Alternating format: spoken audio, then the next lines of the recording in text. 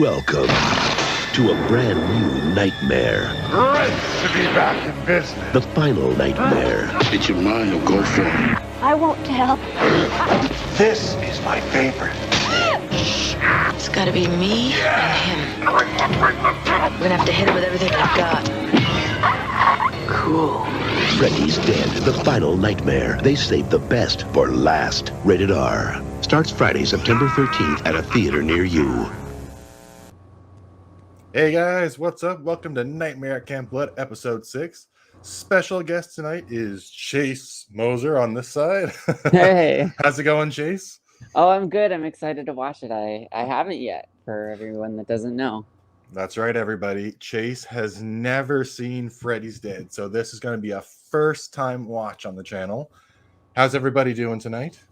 We see we've got Evil Bread in the comments. Horrorhead Heather.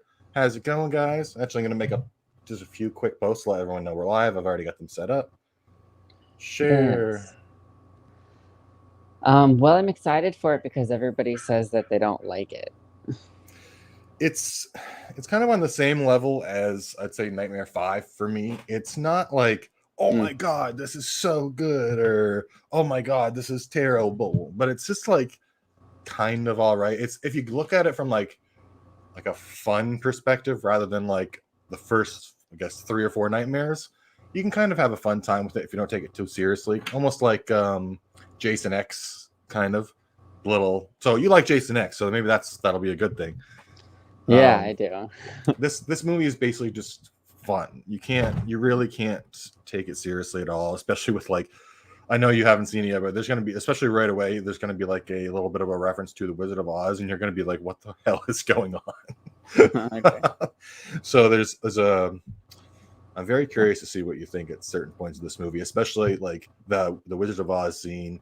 There's like a video game scene later on and a few other things. So I'm very curious to see your reaction. I have to admit that I'm not the biggest fan of this franchise. I thought I was going to drums. be.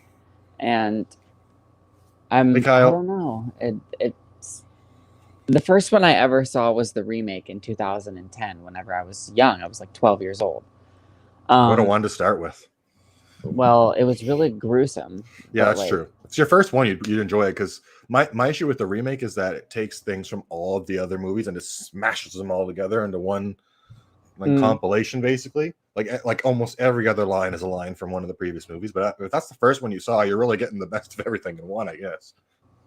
Well, yeah, I also just thought it was like really like just graphic and now I watch it and I'm like, and I'm not like, thrilled with it. Hey, Bacon, how's it going? I don't know. The first one's good because I kind of like Nancy. Nancy's a gem. The second one's good because I like that aspect. Yeah, it's And different. then the third one is good because of Nancy again. Yeah. But even at the second and third one, I was like, And then 3, 4, and 5 are kind of like, well, 4 and 5 specifically are kind of losing me like completely. Yeah. I like Alice in those two movies, so that kind of gives me something to hang on to. But I definitely get your point from earlier, how they have like a different Kirsten, and how all the cast just kind of gets killed off right away. So it's like it's kind of a stab in the heart to the last movie. Mm-hmm. But I like Jason and Ghostface and Michael and Chucky better than I think I would say like Freddy. Drama. No, just kidding. Maybe, I don't know. No, I can see you swapping out Chucky for Freddy because they're kind of a similar mouthy character, really. But Chucky's so much better. Well, maybe Brett should start doing slash it out for characters, and you could host a Freddy and a Chucky one. Ooh, I still think that no matter how mouthy Freddy is, I think it would have to go to Chucky. Ooh, see, that's why it'd be a good slash it out. Let's see what some people are saying here. Just people chit-chatting. All right. So who's watching the movie with us tonight? Is anybody watching along with us? That's what I want to know. I literally almost was like, oh, I am. And then I was like, he's not talking to me. Oh, you can show it if you want to. You feel free to include yourself. Evil Bread. We're going to throw fists because Freddy is my king. For me, Friday the 13th, especially since starting my YouTube channel, has become my favorite franchise. Just like the aesthetic of all the movies and the music, and I don't know, just the way they all play out. It's really grown on me a lot over the years. However, Freddy is probably still my favorite horror villain. Just the way he acts and how much of a bastard he is. I do like Michael and Halloween like as much as them. However, I don't know. It's like over the last, actually since I've started my YouTube channel, I feel like I have almost fell out of love with Halloween a little bit. Like I really love Halloween 1, 2, 4, and 2018 H2O, but it's just like you're like, I really love all of the installments. No, I love them, but it's just that like it's so broken up all over the place, and there's no like solid timeline, and like I prefer it so much. I love it. It's so good. I don't know. No, I really like. It's in my top 3 for sure. Halloween always will be, but because you can go so many different ways with things like this. It's like I'm just supposed to believe that this is all one consecutive story. With Friday the 13th, all 10 movies, and Freddy versus Jason could be counted as one consecutive story, so it's pretty insane. That's why I like it. And the Nightmare movies, that's just I don't know. I don't feel like Wes Craven. He obviously he hated to do with these movies, right? Part 2 through 6, I think he really disliked. Oh wow. Yeah, I think he took a dig at them in New Nightmare at one point, or no, in Scream he took a dig at them, saying that they all sucked except for the original. Yeah. But our favorite is the one after this one, Wes Craven's New Nightmare, right, Chase? Yes, because whenever I was younger, since I had seen the remake, I had saw the New Nightmare on like one of the HBO channels, and it was about to start. Hey, Missy. And I was reading the description, and I found out that it was like pretty much only had anything to do with like the first one or whatever. Yeah. Even though I never saw the original, like I kind of knew the story. And I like Scream 3, so I like on any kind of thing where they break the fourth wall. Like really meta. Yeah, and not even just breaking the fourth wall, like something where you're like on the set of a movie. Being in film school is really interesting, so I love that stuff.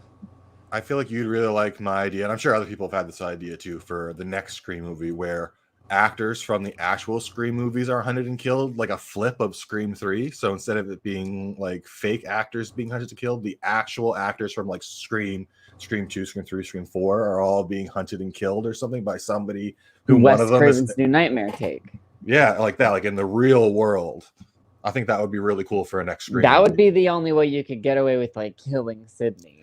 No, but they could make Sydney the killer in that one, and that or Nev Campbell could be the killer. Why would she be the killer? Who knows? I don't know. That's the only way I'd accept it, though, in a real world kind of scenario. Hey, Jonathan, how's it going? I would believe that a fan would be like, I can't believe there's been 10 goddamn years since the last movie, and it's like, yeah. Or maybe there is no Scream 5, and that's why Nev's pissed. She wants a new movie, and no one will make one. Yeah, she of all people wants one. Yeah. Oh, speaking of that, before we get into like Nightmare stuff, do you think that they're gonna address the events of Scream 4 and Scream 5? I mean, like they have to, right? So, like, do you think that there's gonna be a stab 8? Because remember, we got all the way up to 7, or are they going to like? Either the franchise has been dead, or there's been a fuckload of them. I think that's what it is. One or the other. I think it's gonna. I don't think they're gonna call it Stab 8. I think they're gonna do what Halloween 2018 did, because remember, Stab 4, 5, 6, and 7 are just made up. So like they're like, it'll be a direct sequel to Stab 3, probably. Yeah. So I'm wondering how they address it. I'm wondering a lot of things. Stab Returns or something like that, probably. Stab again. Yeah, Stabbed. That'd be good. Honestly, they should just reboot Scream and call it Stab. When I'm Evil Bread, when I made half my grade school class cry when I went as Freddy one Halloween when I was about 7 years old, that sealed my love for him. That's the way to do it. I dressed up as Freddy a couple Halloweens, Jason a Halloween, and then a fusion of Freddy and Jason another Halloween. So yes. So whenever do you have your movie ready, or just one second. Let me check.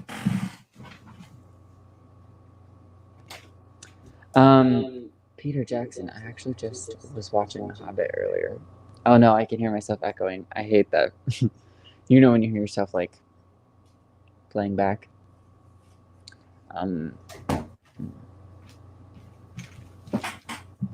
Oh, I didn't know Yep, that. we can get it started here in a minute. Mine's like 1 minute away. Gotcha. Fletz House of Horror. Peter Jackson's original screenplay saw Freddy aging and growing weak within the dream world. Teens of Springwood would have drug-fueled slumber parties and enter the world to beat him. What movie was that? Was that like a reboot they were going to do? Yeah, I was gonna say I didn't. I just said I don't know that. Evil Bread. Oh, well, if you think Wes Craven hated the previous films, just wait until this. It's the total opposite of his intent. Yeah, well, he hated this one too. Let me see here. Bread. Freddy's Dead is so good in a campy way, though. It's like if John Waters made a slasher film. Yeah, it's like I would put it in the same kind of camp as like Jason X, Seed of Chucky, those kind of movies. Like, although But I like Seed of Chucky. Well, that's good. So you might like this movie, actually. I would put it in that kind of realm of movies, like silly, kind of a like the black sheep of the franchise, but also see, just enjoyable. because it's silly doesn't make No, me I feel agree. like I'm gonna like it, because I feel like I don't think Scream 3 and like Seed of Chucky are silly. I mean, I get that they're not as good as some of the other installments, but I think it's a preference thing. I think I wouldn't say Scream 3 is as silly as what was that other one you said? well, Seed of Chucky is a mess, but I would say Freddy's Dead and Seed of Chucky are on a similar like level. But I like Chucky, and I'm having a hard time liking. And you don't like Freddy, so it could be an issue. Yeah, it's not that I don't like him; it's just that his movies don't make sense. It's interesting though, because in the dream world, you know, you can obviously people have dreams, and dreams don't make any sense. So like when you're showing that on screen, it's. I think I said in like my first review that you don't feel cheated from the nightmare sequences, because like usually if there's like a dream sequence in a horror movie, you're like, oh, that didn't even happen. Yeah. But like this, it feels like, oh, that's cool, but then it just keeps going so far and so far that I'm just like the third one where they were like having like almost like superpowers almost, and it's just. The third one is kind of the only one they do that, besides in the fourth one when Kirsten gives her power to Alice and she can pull people into her dreams. They really I suppose they do the comic book guy in part 5. He has like comic book powers, and then Super Freddy comes out and kills him. But so I suppose they do it one more time. But yeah, it's kind of a weird concept for sure. Evil Bread says, I think there'll be a Stab reboot in TV series by Scream 5. I don't know how I feel about the trailer. I don't. Of course, I want to see something, and I hate to sound cliche or basic, but I really just want like 30 seconds. I want like a phone ring. I want to see Sidney Dewey Gale, Ghostface, and then just like January 14th, and that's it. Nothing else. I think movie trailers should be something filmed separately from the movie, just so you know that the movie's coming and what it is. And it shouldn't actually be scenes from the movie. And if you're going to use scenes from the movie, it should be from the first half. There should be absolutely no scenes from the climax and final act like that. I like Deadpool 2. It had a whole like 2-minute commercial that had nothing to do with the movie. It was like him walking up the street and finding a dead guy in an alley and calling like pretending to call the police or something and not actually doing it. Like that's how I think trailers should be done. There's a lot of things about that I really love. When Ryan Murphy does that for his American Horror Story seasons, he'll release like a minute teaser trailer that has nothing to do with the story, just like what the theme or the concept is going to be like. Actually, a couple of the Star Wars movies did that too, and even Scream 4. I remember even now I'll like watch it in slow motion. There's a scene where Jill calls the cops and tells them to come to the house because she's being attacked, and then hangs up and then holds a knife to Sydney. And it's nowhere in any of the deleted scenes. It's not in any of it's like no one ever knows what I would like to see that actually. If you slow down, because I read the original script one time for a project in film school, and there's a scene where she's like calling the cops to tell them to hurry up and get there, and there's like 3 frames of that scene in the trailer. I don't know what trailer it is, but it's at the end and it's like wrapping up, and it flashes like every character whoever screams in the movie, and it's like like Scream 4. Yeah. But like in the middle of that like cut pace where it like flashes every character, it shows Jill like holding up a phone and like doing this whole other scene that just like doesn't exist anywhere. Interesting. So I love when trailers do things like that. I totally agree. I think give me a taste on what the movie could be. I don't know. Even give me a fake kill. I don't care. Like, give me something. Okay, let's skip through these couple of these comments so we can get this movie started. Evil Bread. Oh yeah, it was called Dream Lover or something. Peter Jackson's idea, and had Taryn, Kincaid, and Will from Dream Warriors come back as Nightmare Guardians. Interesting. So they were like resurrected in the dream.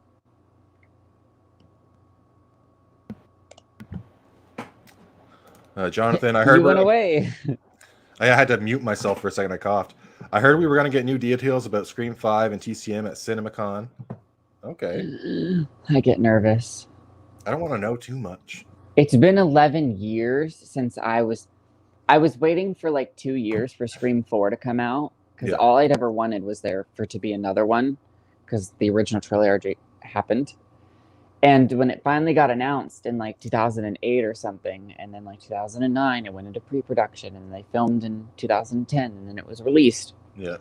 I remember just like, I remember all of that anticipation, and I was literally like 13 years old. Yeah. Like a child, like 13. So 3 years ago, before that I was 10, and 10-year-olds don't know how to do anything. So like, I was blown away. I was really like, it was like still a scary movie for me, and I didn't understand like films back then, because it was way before I was even in like, it was like I just started middle school, so I hadn't even finished that or got into high school. So my love of films hadn't got intricate about it. So I didn't care how many trailers I watched. I didn't care how many promotional things, because I couldn't put things together. But now that I like understand like frame by frame like how things work, and I spent like thousands of dollars on a degree to like tell a story, I'm so scared of like watching a trailer. The Halloween Kills trailer, in my opinion, actually that one doesn't scare me. Didn't scare me. It had too many. It spoiled at least 3 or 4 main character deaths in the trailer, and I hate that. I don't like that. I like one major one, and I was like, what the fuck? Who, the nurse? Yeah. Sorry guys, but I mean, it's literally right in the trailer. Sorry. I don't think that was supposed to be a secret though. I think it should have been. I think like a character like that. Well, they brought her back for H2O to kill her off, and she's old as fuck now. I know, what's she gonna do? Just as long as Lindsay doesn't. I think. Don't look too close to that trailer. No, stop. I think that Jamie Lee Curtis's character protected the 2 little kids in John Carpenter's original. That was her entire point, was keep the kids safe, and then she finally got them safe. So why would they bring them back just to slaughter them so disrespectfully? I'm having a hard time believing it. Or that's what I would love to believe. Well, they're bringing back the trio for Scream 5, and you think they're going to make it through? Yeah. Are you kidding me? They're not going to disrespect Wes Craven like that. I think Nev is probably safe. I feel like she wouldn't have signed on, because she had a long signing on process, and I feel like she wouldn't have signed on if she was going to die. Yeah. But the other 2, I feel like they would have just signed on, especially Dewey. I really don't want Kyle to go. Or Lindsay. Sorry, I know her as Kyle. Yeah. I don't know what's gonna happen. I don't want to know. I actually don't even know if I'll watch if there's another Halloween Kills trailer. I probably won't even do anything for it on the channel, because I don't want to. I don't want to know anything more. Another thing is that I've seen her in several different costumes, and so it's like, even if she does die, like she must have at least a chunk there. Like I don't want her to just like show up and be like, "Hi, I'm Lindsay." Yeah, I don't think that'll happen, but I think the midpoint of this movie to like the just up till the end, it's just going to be a like dead. No. Like, I mean, yes, but not Kyle. Evil Bread says Seed of Chucky has a cum title sequence, so it's at least has that over Nightmare. I guess. That's still gross to me, but I still like the movie just because I love Jennifer Tilly so much, and I love the Tiffany Valentine character. Yeah, I like Tiffany a lot too. Jonathan says at least 1 minute trailer like the Child's Play reboot. Okay, I will watch the Scream trailer, but I don't want to. I will watch it, but I don't want to. I'm so nervous. Tony Click here loves the anthology series Freddy Nightmares. He's a big fan of that. I haven't seen it yet, actually. Oh, the TV series. Yeah. Doesn't the Friday the 13th have an anthology TV series as well? It does, but it literally has absolutely nothing to do with Friday the 13th, except the main the main guy is the main character of Jason Goes to Hell. That's literally the only connection they have. Huh. It's ridiculous. Evil Bread says Chainsaw Massacre remake had that incredible teaser trailer. It was all sound against a black screen. Well, no wonder it was good because the Texas Chainsaw Massacre remake is the best remake of them all, in my opinion. I like the Carrie remake. It wasn't convincing to me. They had like the prettiest girl in school. It was like supposed to be ugly, like Chloe Moretz or whatever her name was hotter than the girls who were bullying her when she was ugly. Listen, she was that's ugly. Not how that shit works. I grew up in Hickville where like 5 out of my 11 neighbors were Amish. It doesn't matter how fucking beautiful you are. It matters how fucking ruthless you are. And kids are fucking ruthless. It's true. Destiny says Paranormal 3 had scenes that were just for the trailer. I thought I was going crazy for years.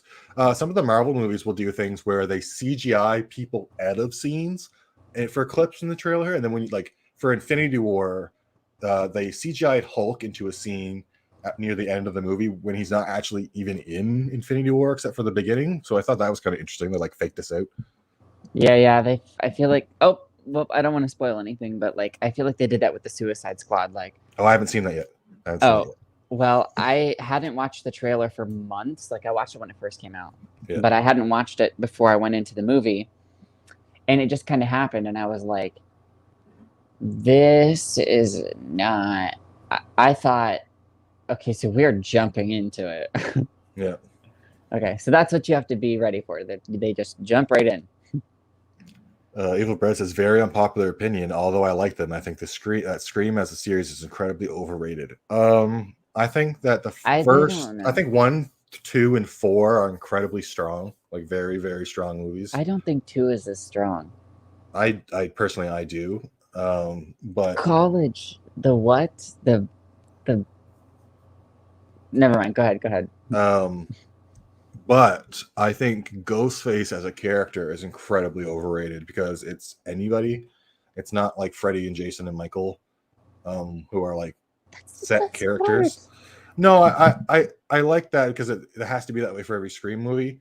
However, I find it's also a detractor for the character because no Ghostface is the same. So which one are you really supposed to get attached to? No, that's my favorite thing is because sure, Michael's the unkillable killer, Jason is the unkillable killer, Freddy is the unkillable, Chucky, they're all unkillable. They always come back. Mm-hmm. But in our world, that's not what's real. But you know what is real? Stab, they came back. Well, stop it. So Ghostface to me is the ultimate unkillable killer because he can be anybody, because it's Ghostface to me is the haunting voice in someone's head that says, I love the voice. Pick up a knife and kill someone, or that's definitely one thing. Be corrupted.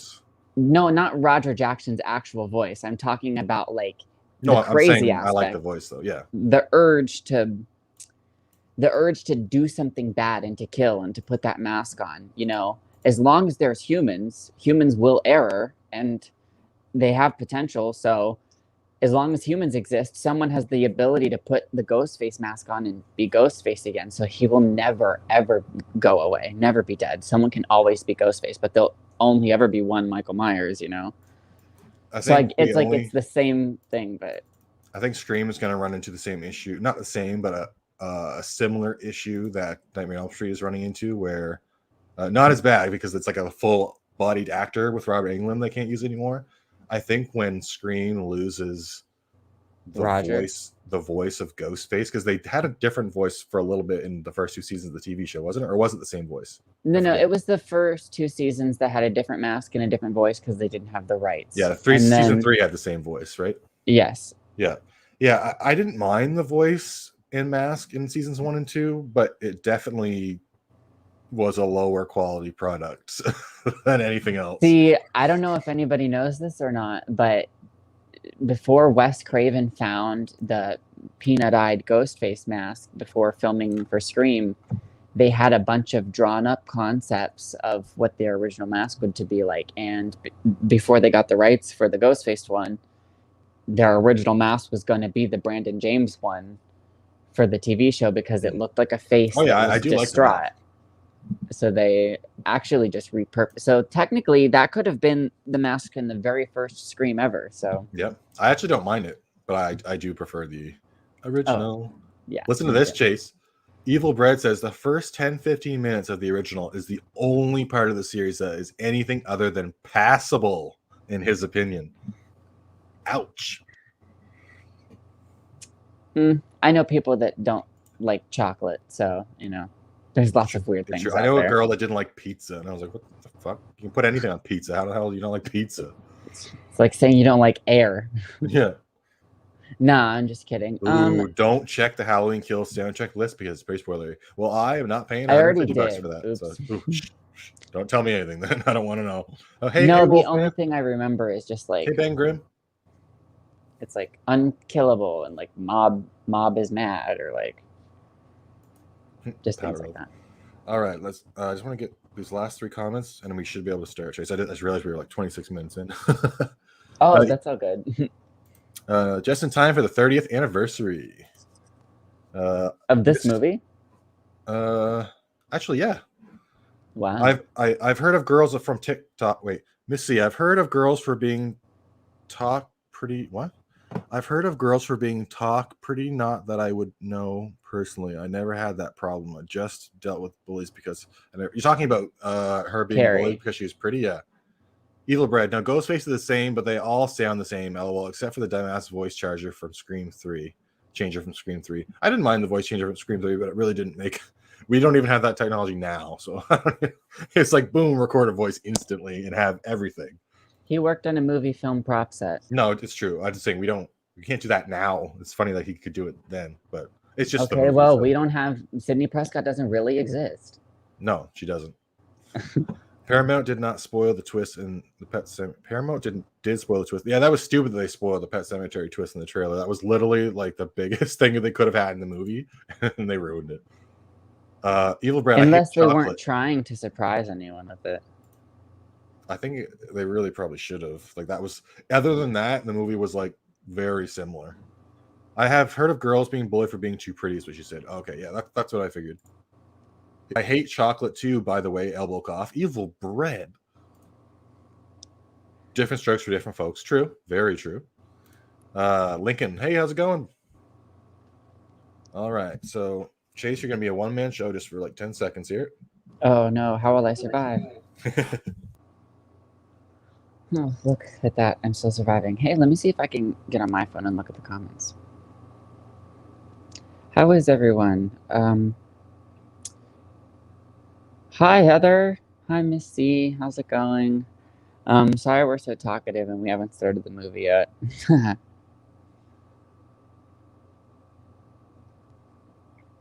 See, I think Scream 3 is Scream 2 is the weakest of the franchise, and I like 3 better than that one. But I work on film sets, so that's like my favorite concept, so I don't know if that helps or not. I understand why you like Scream 3 more. Actually, I don't think... I also don't care for who the killers are in the second one. Like, not either of them. Like... You know why that is, though, right? What happened there? I didn't like the original version either. With Hallie and... I don't like... For whatever reason, Scream 2 just does not. I love it when I'm watching it. Was that who it was? Yeah, it was going to be Hallie and Derek, I think. Yeah. It was actually going to be like 5 different people. And they were all going to be like in on it or something like that. Like the sorority girls and everyone. I don't mind it being Billy's mom, but the friend is kind of random. Mickey. See, I even like him better than Mrs. Loomis. I don't know. I just that motive didn't. It Didn't work feels for you. so out of place to me because 1 and 3 connect so well together that it's kind of just like she just kind of popped up in the middle of everybody's plans and was like, "Oh, yep, look, I'm here." But also, Roman didn't exist until the third one either. So, although I'd like to see, like, I suppose I couldn't really do that now, but I'd like to see like a special that shows like Scream from like Roman's perspective. Yeah, I actually, the Fear Street trilogy that came out, the Yeah. people who wrote that went to my school, Oh, and it got me thinking about how cool would it be to write, because that was planned as a trilogy. So like, how cool would it be to like write a horror franchise, but like plan for like 7 installments ahead, and like really get the story world building and write flashbacks in like installments 6 and 7 and stuff. yeah. And if you get greenlit for your movies, film all of the what would be flashbacks with your actors while they're young, and then as you're filming the sequels throughout the years, they'll be the same age as the characters, but that stuff that you've archived and waited until like movie 7 come out to. Does that make sense? Like you pre-film it when they're young and save it for like 10 years to add into a different movie. Oh yeah. Not that it's the exact same thing that you're saying right now, but I like I like that It Chapter 2 scrambled so quick to get the second one out so that they could do that. So they could film those scenes with the younger actors and still have them be the same age. And they also even use like scenes from the first movie that they didn't include in the second one as flashbacks. So I like that it's kind of similar to what you're talking about, but not exactly the same. But I do like that. Evil Brett says, okay, no, sorry. Scream 2's cop car scene is great, but I think Scream 2 is the best of the franchise. Scream 2 used to be my favorite. I don't know. Scream 1, 2, and 4 are like right neck and neck for me. So it's hard for me to choose. I get the love for Scream 2, but as I really break it down, it doesn't have an opening phone call scene. It's one of the longest ones, and there's like the cafeteria scene. There's like talking with her like college therapist thing. Did you know there was supposed to be a third Ghostface at the end? Was there really? Yeah, at the end when when Sydney's walking across the campus and the camera's like zooming out from her. Mm-hmm. When it zooms out past the tower, the brick tower there was supposed to be a Ghostface standing in the tower staring down at her. It was Roman because he was gonna get her at college, and then Debbie Salt started pulling her shit, and he was like, I'm just gonna wait. Let her do it. Yeah. Tommy Clip says Freddy's Dead is his favorite movie. My favorite kill is a spoiler. Yeah. Should I start screencasting mine? Yeah, I'm setting mine up right now. So everyone, if you're going to be watching the movie with us, we're going to set it up right now. I'm definitely have to put a link at the start of this when it uploads to be like skip to 33 minutes in to watch the movie. Oh, whatever. Yeah, it's fine. No, they can watch it. I'm just saying. I've had people message me being like, "Don't talk so much before stuff." Whatever. Like, no, I know. You know what? Go have a YouTube channel and do your own thing. Yeah. Did you hear about the stuff that was going on with like Destiny last week? She was talking about it last night in the birthday stream. No, what happened? Somebody wrote underneath, the videos Chris posted for Chad's birthday from Kane Hodder and the one to both of them from Flitz Rose. Yeah. Someone commented on them and was like, "You paid for these," as if that's not what you do with cameos, because everybody pays for them, but like accusing them of claiming to not pay for them or something like that, acting like they had just got them. And I guess Destiny let her have it and blocked her. But good, because it's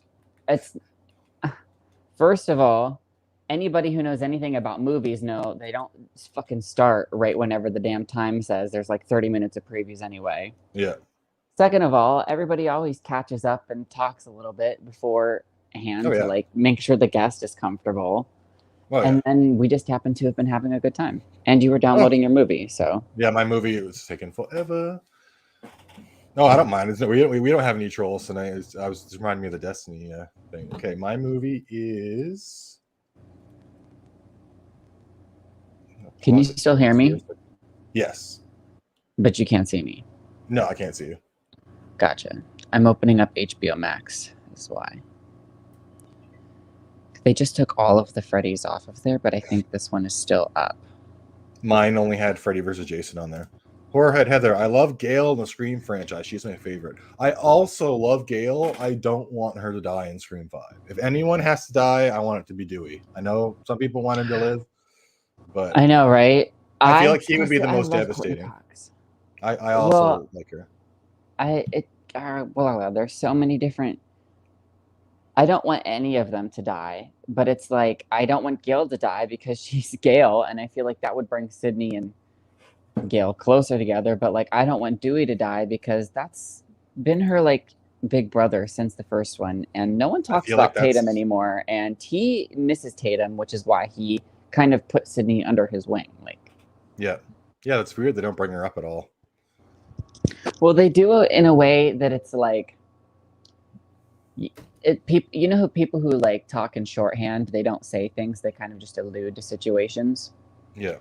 So like anytime that they kind of like are around each other and they're being big brothery and little sistery, I guess we're supposed to think about like, oh, you know, that could be Tatum, but she's a corpse. Yep, she did. She was doing pretty good though until she went through the door in the garage.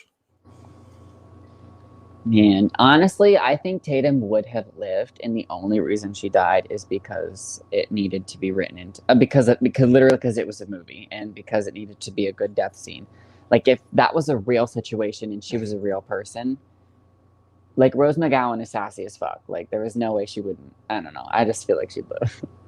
Yeah. I have my movie whenever. Yeah, I'm just my TV shut off, so I had to turn it back on. This is an interesting smart TV. Damn it, Josh. Okay. No, I'm just kidding. Okay, mine is starting up. And I am at 0 seconds. All right, everybody. Are you all set up? I'm gonna count us down from 5 here in a second. And then when I get to go, that's when you hit play. So 5, 4, 3, 2, 1, and then on go, we'll go. So is everybody ready to start with us? Mm-hmm. Let's see here. Lincoln, that sounds awesome, but as writer and director, it hurts my brain. Evil Bread, I have never ever heard anyone say this is their favorite film, so props to you. I've never heard anyone say that either. I'm glad I know someone out there would have this as their favorite. Some person had an issue with cameo craziness. I know, it's like everyone pays for cameos. That's how it works. Like you obviously didn't know what it was. See, that's the problem with most people is they open up their mouth to run it before they even realize what's going on.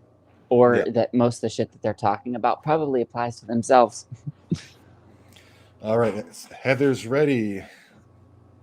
Is anybody else watching with us? I just don't want to start too quick. Oh, we've definitely given 38 minutes. Yeah, that's true. We're getting lots of time. Okay. Everybody ready? 5, 4, 3, 2, 1, and play. Go. I mean... Oh, gotta turn my volume down before I get a copyright strike. New Line Cinema. It's been a long time since I've actually seen this one. I like the soundtrack in this movie. Do you know the tear of Who Falls Asleep? All right, guys, like we said before, Chase's first time watch, so let's let him enjoy.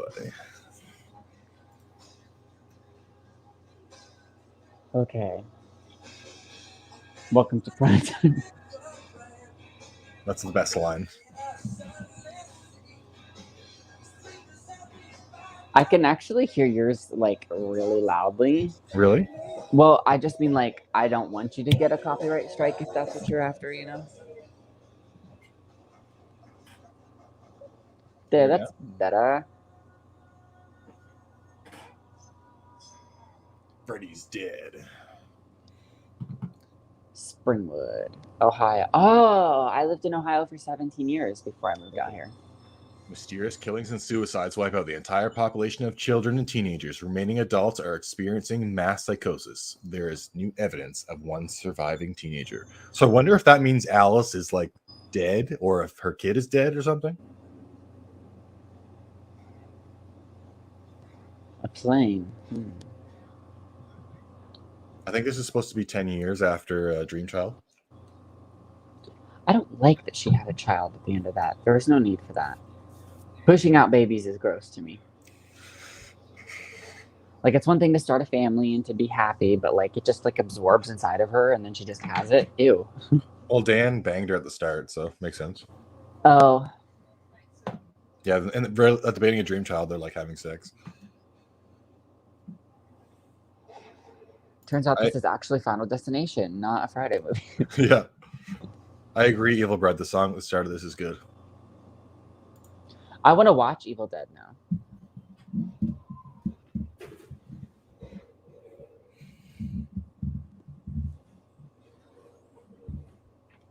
Nar. That's not supposed to be in there.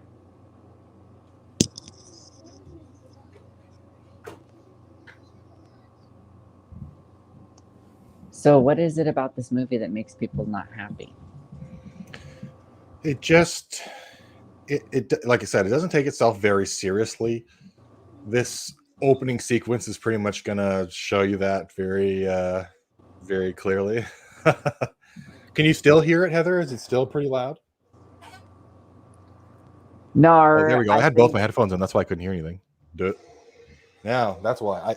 I'm stupid. I had both my headphones in. I have both mine in. No, but my TV's playing. My movie's playing off my TV, and I've got you on the computer, so I have to turn the TV down so it doesn't play over my mic. I just had both my headphones in, so I couldn't actually hear my TV. I was being stupid. All right, that He's should be falling. better. Oh my god, is this the Nightmare House? Oh no, that's his house. You know I live like 4 streets away from the Nightmare House. What? And the Halloween houses, they're right next to each other. Are you in LA? Yeah. Chase, you're so lucky. I live out here for the past 5 years. I work on the Goldbergs ABC. Oh my god. I'm a student. Yeah, we're on season 9 right now. I'm a student in the classroom. That's so cool. I didn't know that. I sit next to the main character a bunch. Were you there when Robert Englund was on set? Who? Where? When? On the Goldbergs? Yeah. I don't know. Probably not, or I would have heard about that. Oh, he was on. Freddy was on Goldbergs, wasn't he? The show with the family with like the 7 kids. Yeah, the one with the blonde takes place in the 80s. Yeah, I didn't know he was on there. He was on. There was a full episode with Freddy on it. Oh, see, I'm not on every episode. I don't know, and I don't watch the show. Oh yeah, no, it was a couple years ago too, I think. And I'm not a main character, so I don't. Oh my god, yes. Yeah, Robert Englund came for like a full episode, and they redid him into the makeup and stuff. Because he's big into movies and stuff. The main character. Okay. He Oh, go ahead. No, I was just gonna say I think I've only seen like the clips from that episode. I've never actually seen the show myself. Yeah, the main character is a kid named Adam Goldberg, and he's like really big into film and TV and stuff. And he was like a kid in the 80s and like experienced Star Wars and all of that stuff for the first time ever. So that's what led him to growing up and then going to Hollywood. And then now he's an adult and he's an executive producer on a show called The Goldbergs that is about his life when he was younger. Oh, okay. So I'm wondering if ever they're going to end the show with exactly how real life happened. Because it's based on his childhood. Fun fact, Divine was meant to be the woman on the plane next to John Doe, but sadly died before filming began. Interesting. I didn't know that. Every town has a mystery, Jonathan. Is this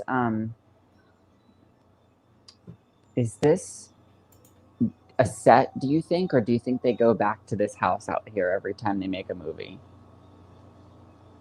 The Nightmare House? Yeah. Probably just cheaper to build it as a set, right? I don't feel like this movie even uses the actual Nightmare House that much, so they might have just dressed it up. Because I'm not sure. Honestly, I'm not sure because like I said, they only show the Nightmare House like a couple times in this movie. And you're never actually really inside it or anything. So,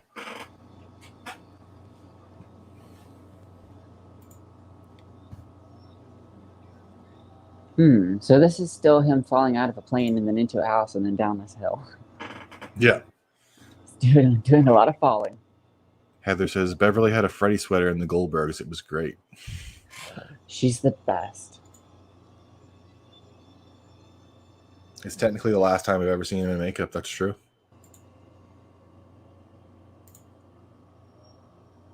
Who was this guy? What's his name? John Doe. I don't think they ever actually say his name in the movie. They just call him John Doe.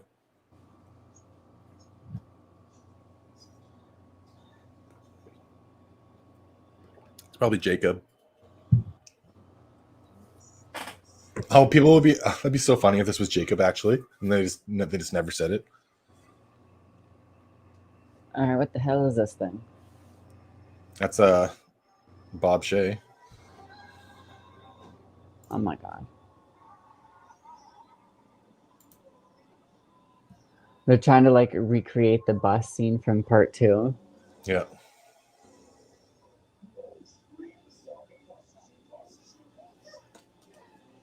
Do you think that Robert Englund, like, what do you think kept him coming back to these roles? Money.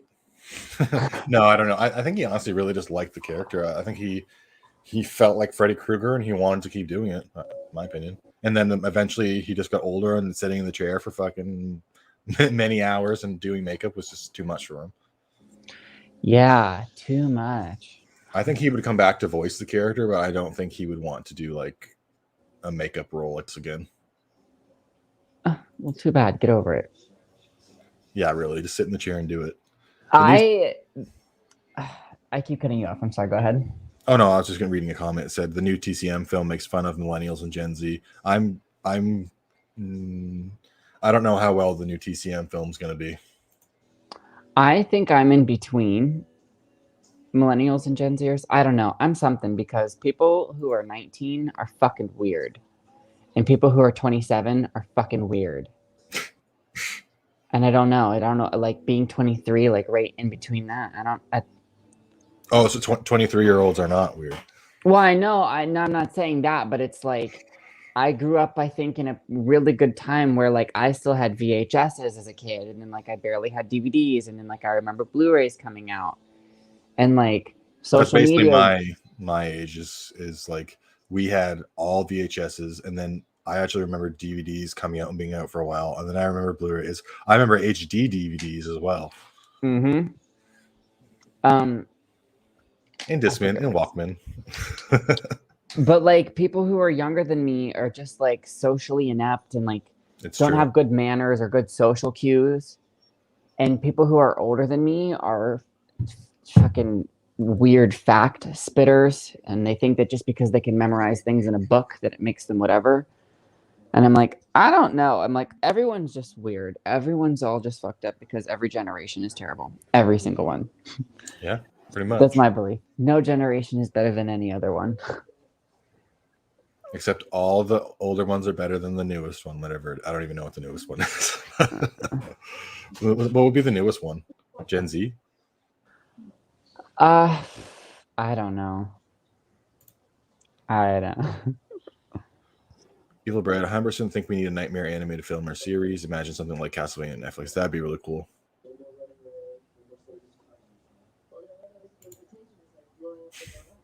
I'm also a millennial, Heather. Hey, Brandon, how's it going? And I'm not saying all of them. I'm just saying, like, everybody I know or, like, everybody here out in LA, like, there's just this weird, like, I don't know, not knowing how to, like, interact with someone genuinely. And it makes things awkward. Actually, I've heard that about LA from somebody I know.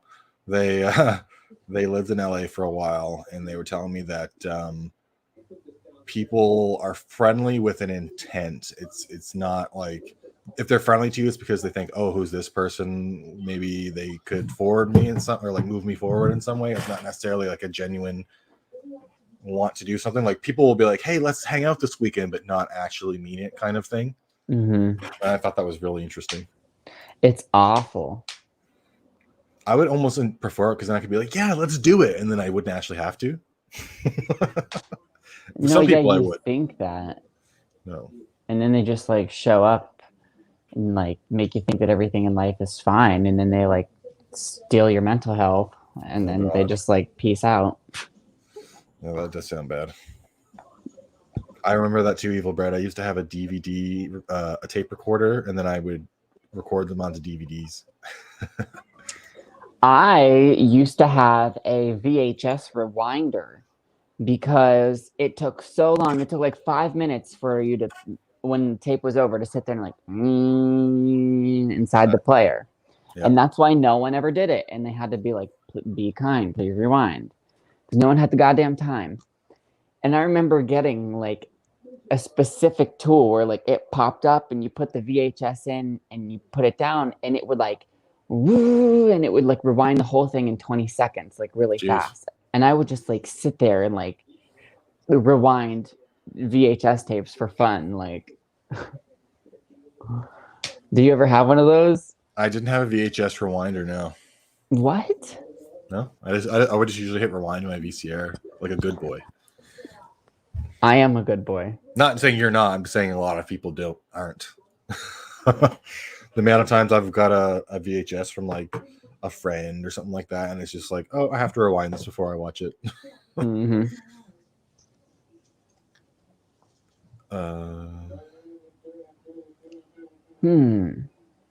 Yeah, Canada is generally pretty friendly to Evil Bread. So what's going on here at this like doctor's house? So he's just like the therapist for all the homeless youth at this shelter. And she's just coming to talk to him about the John Doe to see if he has any like insight. Gotcha. And this is Amanda. Amanda Kruger? What? Amanda Kruger? Just Amanda. She's like the, I don't know what I would call her. She's kind of like the, I'm totally blanking on what she would be. She's like the person who all the homeless youth would talk to and like deal with throughout the day, and then she would like send them to him if they need like a therapy session or something like that. Like an advisor. Yeah.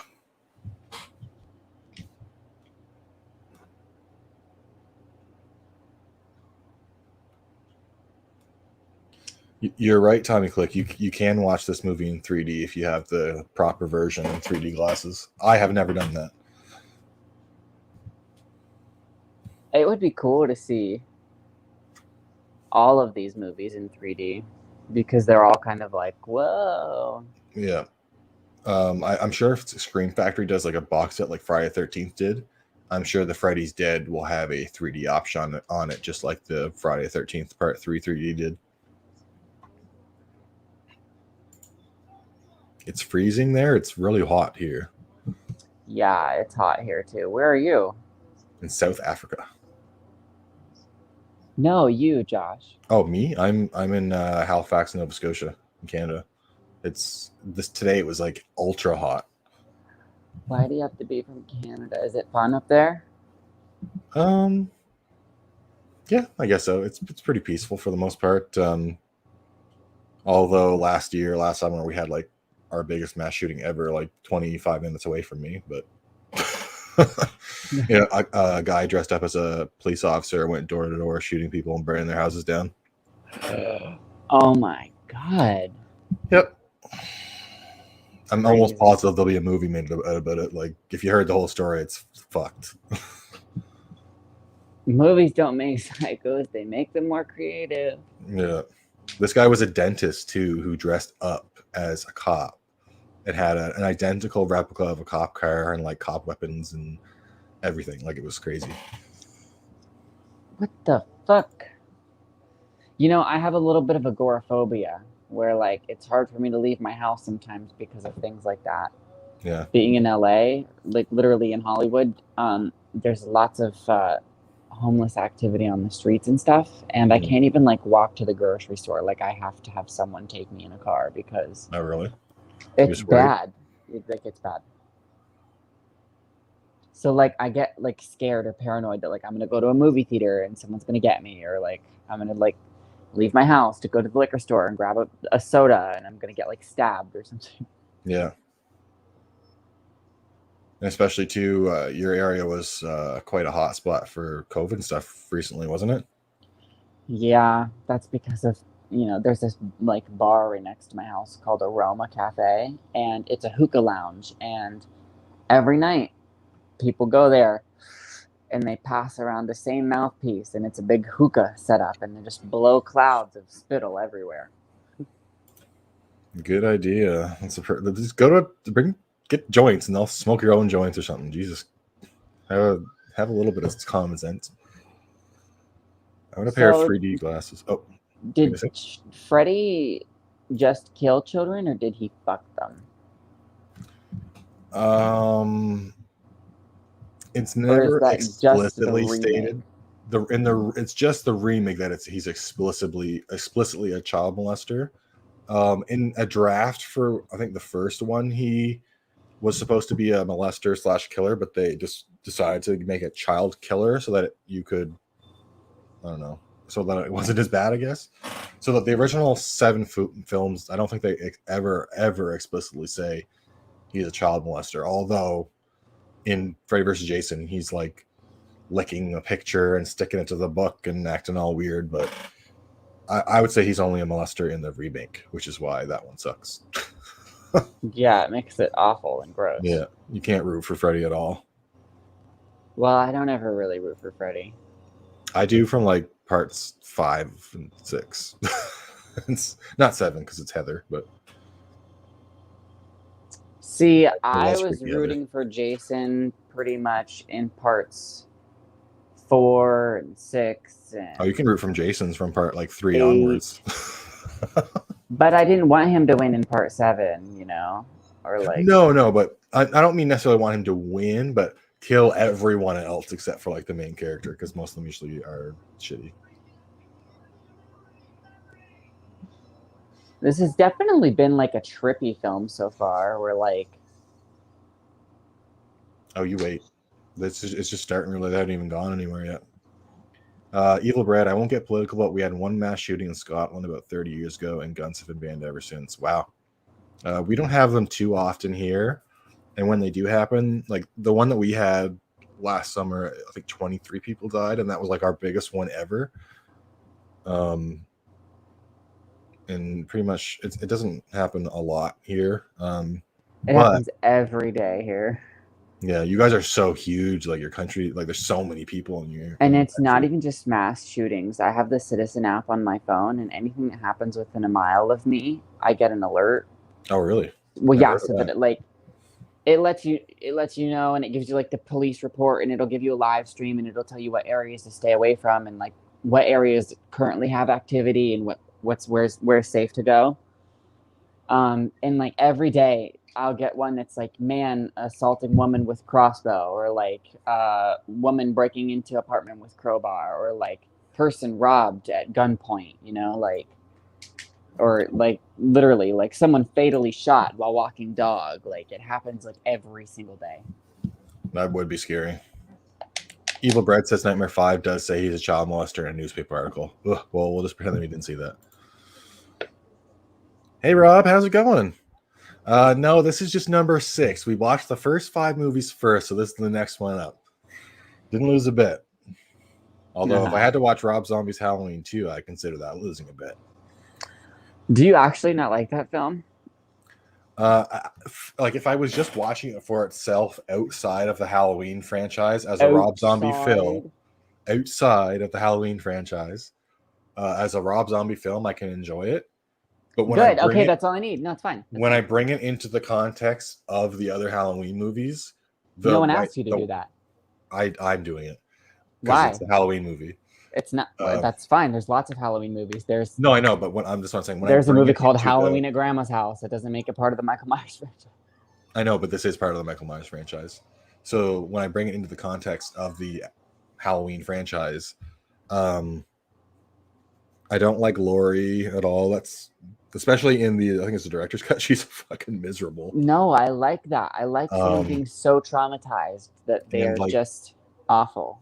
the mommy stuff and the white horse and the flash to like all the weird white horse people at is the table. nothing. What people made a big deal out of that. And him talking at the end and all that, like at the end of I just there's a whole lot that doesn't work for me in that one as a Halloween movie. But as its own weird Rob Zombie thing, I can enjoy it. And even the remake, when it first came out, I really liked it, and then I've soured on it. Like the first 20 minutes, I skip every time I watch it now. I don't enjoy it at all. Oh, let me tell you what, it's more than the first 20 minutes. It's like the first hour. However long the kid scenes are, I always skip that. I skip all original Rob Zombie content. When I watched the Rob Zombie 2007 Halloween, I skipped to the part where immediately it's Michael's point of view and he kills his father in the chair and then kills the boyfriend in the kitchen and goes up and kills his sister. Mm-hmm. And then as soon as that's over, I don't even watch the sanitarium parts. I just skip right to Laurie waking up. I only watch the parts of that film that are a remake. I pretty much started right at the house with Laurie putting the hot dog or whatever through the bagel, or finger through the bagel or whatever she was doing. Was that one, right? I'll show you later what she did. Yeah, that one was the one. That's usually where I started at. And even then, it's just like a more violent version of the original. So I'd probably just rather watch the original. Yeah, but she takes her finger and like the bagel. Yeah, I remember. Yes, I remember she did something like that. And then it's like the opposite with the Friday the 13th reboot. When that came out, I was like, what the hell was that? And then now over time, I've grown to like it a lot. I couldn't stand that the Supernatural actor was in it. And now I just don't care because Supernatural's over. So that is him. Oh my God. It's Roseanne too. Oh my God. This movie got canceled alone just for her being in it. Yeah. It's so funny that they canceled her show and then brought it back without her. I don't think that's hilarious. I think that's a great message. No. I mean, like, hilarious. I know. Her. Like, it sucks. Like in a way that it sucks for her. Like it's like, well, yeah. You shouldn't have been an idiot. Fucking racist. Yeah. Yeah. No, she totally deserves it. I find it's funny in a shitty way for her. Yeah. Like I don't know if you know what's going on lately with like the rapper DaBaby getting kicked out of all the events and stuff. Yeah, but he posted something on his thing that was like, damn, you didn't even give a person chance enough to educate themselves about this, that, and the other. And people were like, it's 2021. I know. And people were like, you got cocky and you got up there and ran your mouth and you said some awful shit. Like 100%. That's not just something that accidentally slips out. Like you offended like several different groups. No, he's just sorry because he's losing money. Yeah, and you can't show change that fast, especially if that's how your feelings were. So what I would say if I was him was, oh, I apologize for not realizing my behavior. Let me take 8 months and work on myself, and maybe then you'll get a real apology from me. I just don't believe people whenever they're like, no, like the day after something happens and they're like, I'm so sorry. No. If that ever happens to me, if I ever have to apologize for anything in the public eye, I'm going to be like, I'm going to do some research on this and you'll hear from me in 6 months. Because I just don't believe that. They didn't change their mind overnight. Yeah, no, yeah. Jonathan says Henry Thomas just got cast in a Pet Sematary prequel. Oh my God, they're doing a prequel? Why? Yeah, why? That's coming from someone who like has the posters on my wall. Oh, I actually didn't mind the movie, but at the same time, I was annoyed what they did with the trailer. Crazy that Roseanne was canceled before Freddy Krueger was. Yeah. What does that mean? Why was Freddy Krueger canceled? Probably because he was a child molester. He means. Oh. He's just joking. Gotcha. Josh and Chase, what's up? Hey, Red Rusty, how's it going? Hello. Freddy's got to die. I'm sorry, Red Rusty. That's what happens. My streets. That's your street? Well, not my street exactly, but I know I walk that street almost every morning whenever I take my morning walk. That's so cool. What's it called? Woodbridge Street? I can't see it. I would have to go out there. Wait. This is definitely a set. Like, it has to be. That square right there, it looks so fake. Maybe it's just a really shitty town, but not town. Like this town here looks like that street. If they go back to it, the buildings look fake. Yeah. As compared to where they were just driving on the road. Yeah. Okay. Yeah, Evil Bread. I knew you were joking. He says, "Take practically everything I say as a joke."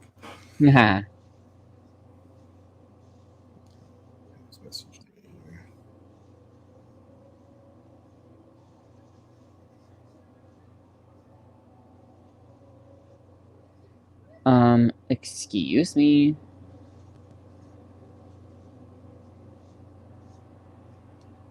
This is good.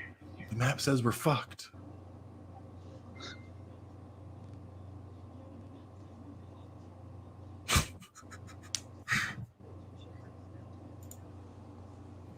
Danielle Harris loves Freddy Krueger. Well, good. I love Danielle Harris. She should get her own Halloween trilogy.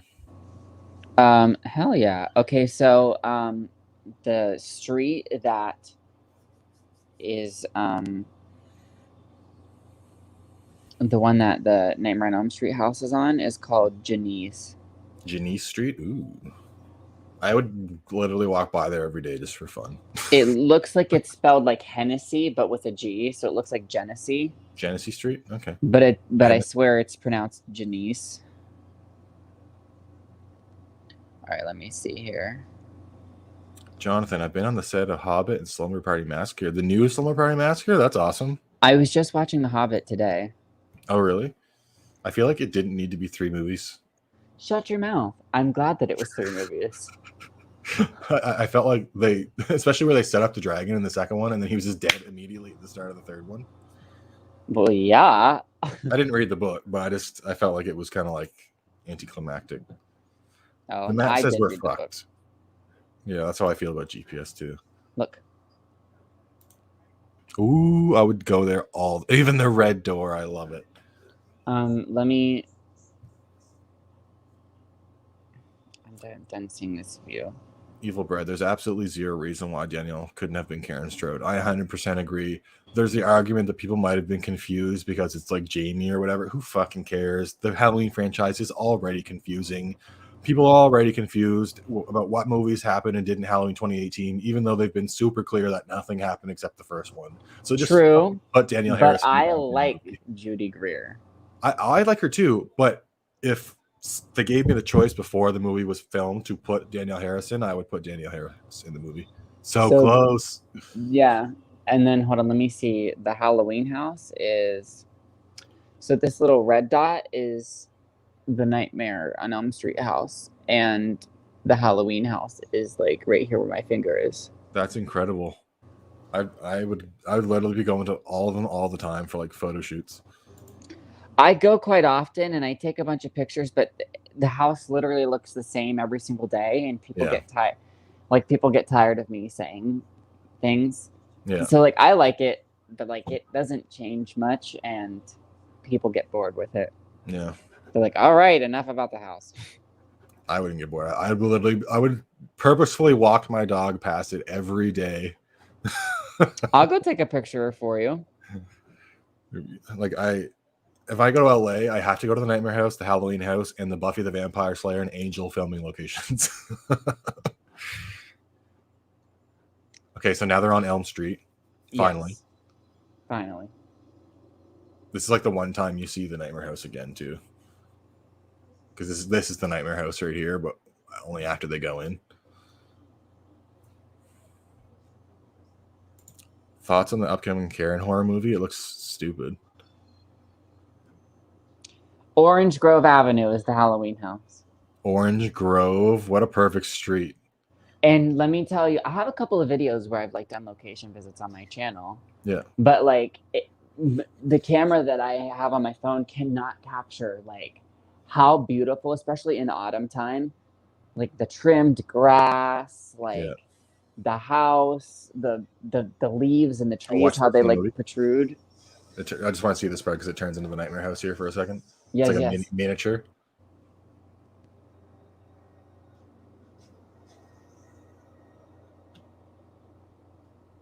and then the inside is A kind of set. similar. Yeah, it's a set for sure. But they tried to make it kind of look like the Nightmare House. With the staircase. So when I'm walking down the street, and there's like several other houses that like Jamie Lee Curtis like bangs on the door of, or like there's the Wallace house and the Doyle house and stuff. So like just taking a walk down the street where Jamie Lee Curtis herself like ran down. I would totally do that. And like the kids, and now that I'm obsessed with like Kyle Richards, I'm like, oh my God, this is where she ran, like in the yard. Mm-hmm. I would definitely film stuff like outside their house. Oh yeah, I have a couple of times. They do, Lincoln.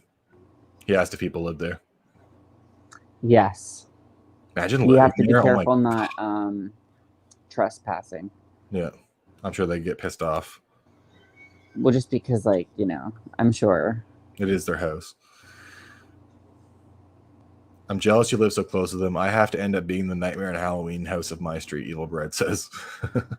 Yes, I didn't know for like the first 3 years that I lived out here that they were so close. And I'm like, are you goddamn kidding me? This whole time I could have been going to them. Yeah. I also live next to the Scream 3 house that blows up. That's awesome. I made a video about that as well, where like it's like really close to it. I go on Runyon Canyon hike maybe once a week, and I've passed that house 100 times in the past 5 years, and I always thought like, oh, this is cool, or like, what a cool trailer, or like, oh, it looks familiar. And then I watched like Scream 3 back one day, and I was wait a minute, that looks really familiar. Why do I know that? And I looked up filming locations of Scream 3, and all of them were like within a radius of my house. So I like went to a bunch of them. Yeah, the Cotton's building where he gets killed, that's down the road for me. Oh, you're so lucky. I got to run up the steps the same way that he did. I would do the same thing. I just go to all these locations, do the stuff they did. Yeah. I'm a Wham fan, Tommy Clip, definitely. We watched the movie. Is this a joke? I've never heard anything about a Karen movie. There is a Karen movie. Go watch the trailer, Miss Carter. It's kind of silly. Yeah. Oh, this is pretty horrible. Yeah, that's awful. That hurts. That gives me a headache. Ew. That probably should have killed him, pushing it all the way through. So this, I don't know if you picked up on it, but this character is supposed to be like deaf or whatnot. He has like a hearing aid.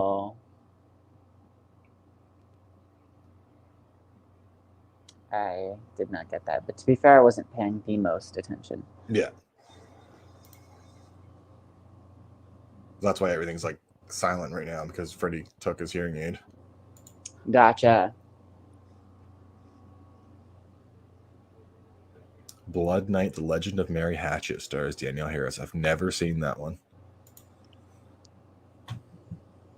As someone who loves cleaning their ears, that looks so satisfying. Oh, God. That looked painful to me. It did look painful.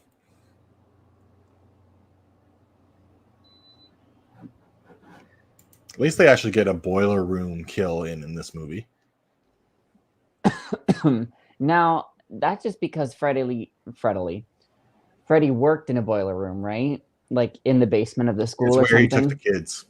Yeah. He took the kids to a boiler room on the site where he worked, I believe. And then that's where the parents killed them. Yeah, and that's where the parents found him and burned him alive in his workshop.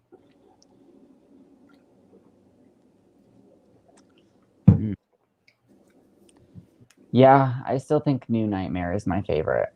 Oh yeah, that's my favorite. Oh really? Yeah. New Nightmare is my favorite. You'll have to come to LA. I can show you all the houses. Oh, I'm coming to LA in February. Oh my God. One time, I'm fumbling over my words because I'm so excited. The American Horror Story Murder House is also just a couple of minutes away from me. I would also want to see the Murder House. It's gorgeous in real life, and to like when I stood there and I like walked up on the yard a little bit, and I was like, oh my God, like Jessica Lange, like Emma Roberts, Sarah Paulson, like have all stood here and like just acted the shit out of this space. Yep. Yeah, it'd be amazing. I'd almost have to have a 2 days to myself where I could just go around to all of these locations. Oh my god, my Case phone is going down. That's because I have headphones on and I Night, Jonathan. moved too fast. Oh, so he's dropping pins here because he's got like a super hearing aid in now. And even a pin drop will hurt him. Gotcha.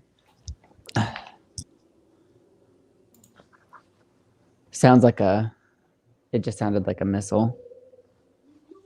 You're right, Freddy does break the fourth wall there. Hair wear when he does what? Just a second ago, he looked at the camera and said something like he was talking to us. Ah. Yeah. And in this TV show, he does it once as well. Nothing can be as scary as watching the Karen vids here on YouTube. I don't like them because I can't yell at them. That's why I can't watch them. I can't either because it gives me so much anxiety. The adrenaline in my chest makes my body starts sweating, and I feel like I'm gonna get sick. It just drives me nuts because I can't tell them off myself, so I don't even watch them because it gets me worked up. Red Rescue says nothing tops Freddy 2, but New Nightmare is pretty decent. Freddy, I do like the second one, but I don't know. I think my third and fourth probably. I think that the second one is scarier than New Nightmare, but I like the concept of New Nightmare, and I find it more enjoyable. Heather's back, so having Heather / Nancy in any movie just immediately makes me like it. I don't like that noise, and that was awful. This is good. Actually, I do like this kill.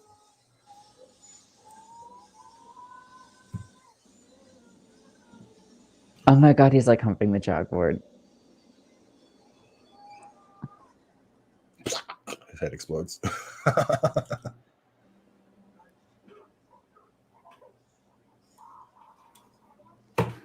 I'm gonna be honest. I thought Freddy was scarier when I'd never seen his franchise.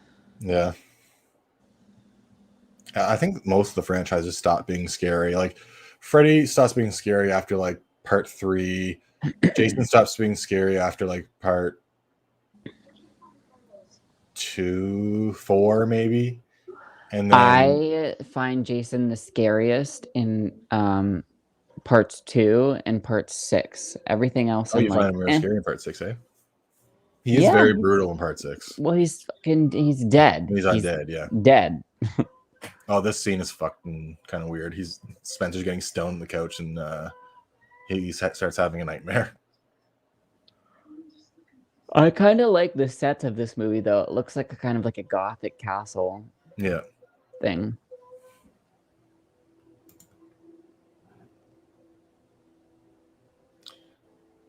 Yeah, you don't get that here. If you act like an asshole, you get swiftly put in your place. Canada has Karens all over the place, but generally people are oddly nice, I guess. Like if someone walks in your way, they're gonna be like, "Oh, sorry." Like it's just generally how it is. People here are uneducated and persistent about their right to be so. Mm-hmm. Yeah, I feel bad for you, Chase. You've got a lot of crazy shit going on down there. I mean, I don't like to get political either, but like you can pick any problem and it sounds just as stupid as someone trying to advocate for not wanting to feed their child. Yeah. Like whether it's not wanting them to be vaccinated or like not wanting them to be in a school where gay people are allowed or like what other bullshit is going on. Yeah. To me, it's the literal same argument as it's hard to pick stupid. Yeah, it's like, well, you can choke to death on food. You can choke and cough on food, and that's dangerous. So I have a right to starve my children and not feed them because think about how dangerous eating food could be. It's like, that's how stupid you sound to me. Well, I saw a good point the other day. It was like, did everyone forget that we had to be vaccinated in order to go into school in the first place when we were children? Like, did everyone forget that? Did everybody just forget that the reason that no one has polio anymore is because of the polio vaccine? Vaccinated? Hello. Which is better, Robert Englund, Freddy, or Kane? I would say Freddy is better than Robert Englund is better than Kane Hodder in my opinion. But me too, because he has a whole franchise under his belt. I do like Kane, but Kane gets sacked with Part 7, which is great, in my opinion. But then he has 8, 9, and 10. So it's like 10 is fun, but let's be honest, it's not like 10 is fine. He does a great performance in all of them, but that's exactly right. Yeah, but it's I'm going off my camera right here. Sorry. But I would say Robert Englund is the GOAT. I think Jason X is just fine. There was not one moment where he wasn't dangerous. Who was saying in the ranking? I think it was Matt Facci who maybe was saying that he really, really didn't like Jason X at all and can barely watch it and found it like irredeemable and all this stuff. And I was like, Robbie. Oh, speak of the devil, there he is. Matt, you were saying you weren't a big fan of I thought it was Robbie. I think they both don't like it. I think there's 2 of them that really don't like Jason X. Oh, well, I used to not like it for a long time. From the Los Angeles Film School, and I like it. So I don't know. Take that for what it is. Well, I mean, everyone likes their own movies, but yeah, but I paid almost $100,000 to know how to tell a good story. Yeah. I'm not saying it's a great story, but I'm just saying I like it. Jason X is a fun movie. That is what I'll say about Jason X. That's all you can give me. Yeah. I really like it, and I always have a good time watching it. It's brutal. I can't say it's definitely, it has one of the best kills, but it has a lot of good kills. I have to put I don't like that they kill off the one like hot character immediately. Like they stab him through the chest and pull him out through the door when she's having sex with that girl, or when they wake up Jason. You know what do you remember? Yeah. Stab him through the belly or whatever, and I was like, well, damn it. He looked like Fez from that 70s He did, show. yeah, I agree. I thought it was at first, but it's not. Matt, Jason X, I hated it. I used to like it, but not anymore, but I can respect anyone who does. Oh, yeah.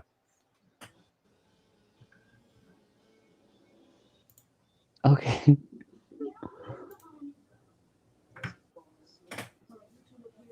I like Jason X, like when I'm ranking my movies, like the bottom is always, and this will never change. Jason Goes to Hell will always be at the bottom.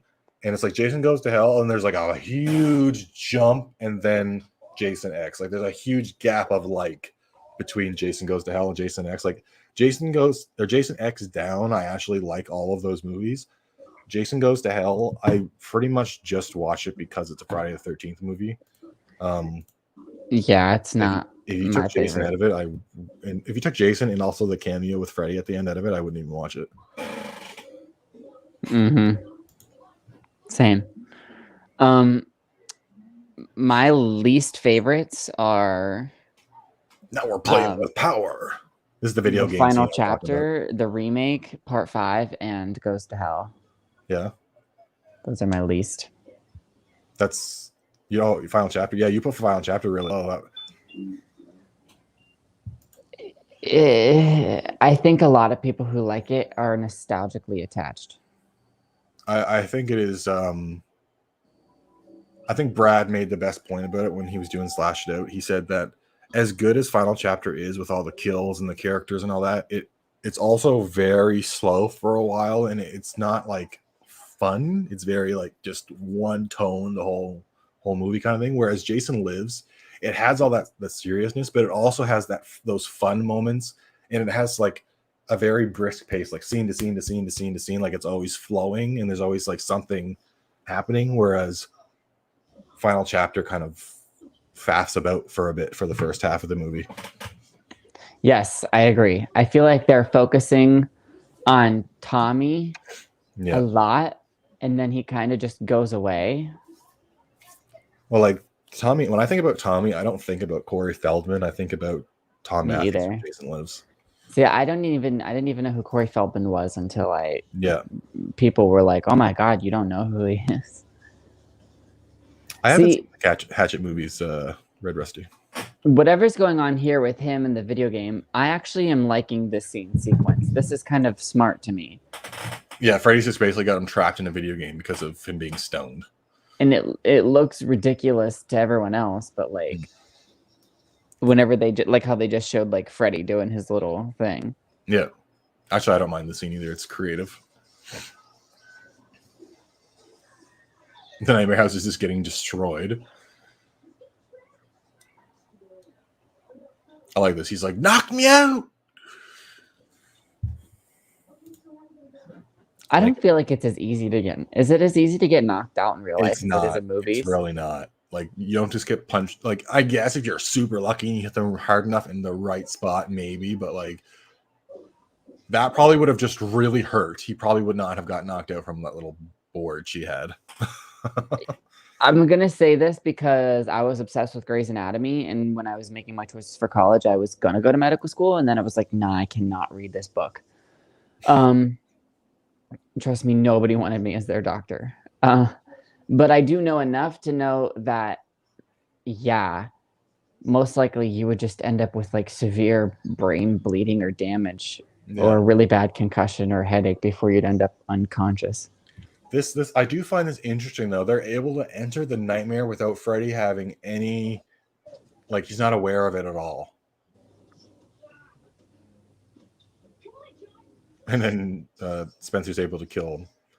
Lincoln says, I'm 13 and Final Chapter is my favorite. That's fine. Final Chapter is a good one. A lot of people definitely really like it. It's my second or third. So my top three are Jason Lives Part 2 and Final Chapter.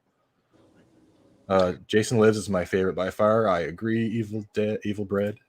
See, it's nothing personal. I just never grew up watching the Jason franchise. I bought the whole series about 4 months ago.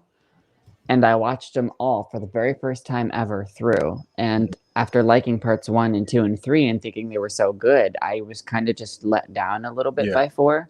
So I'm sure it's fine.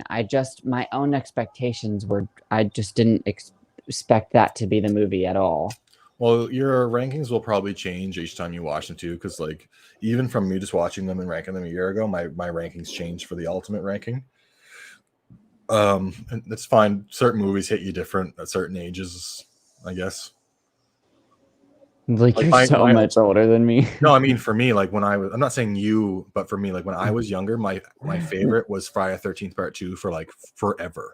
Mm-hmm. And then it switched to Jason Lives at some point, and now it's just like solidly Jason Lives, but Part 2 is like still really good to me.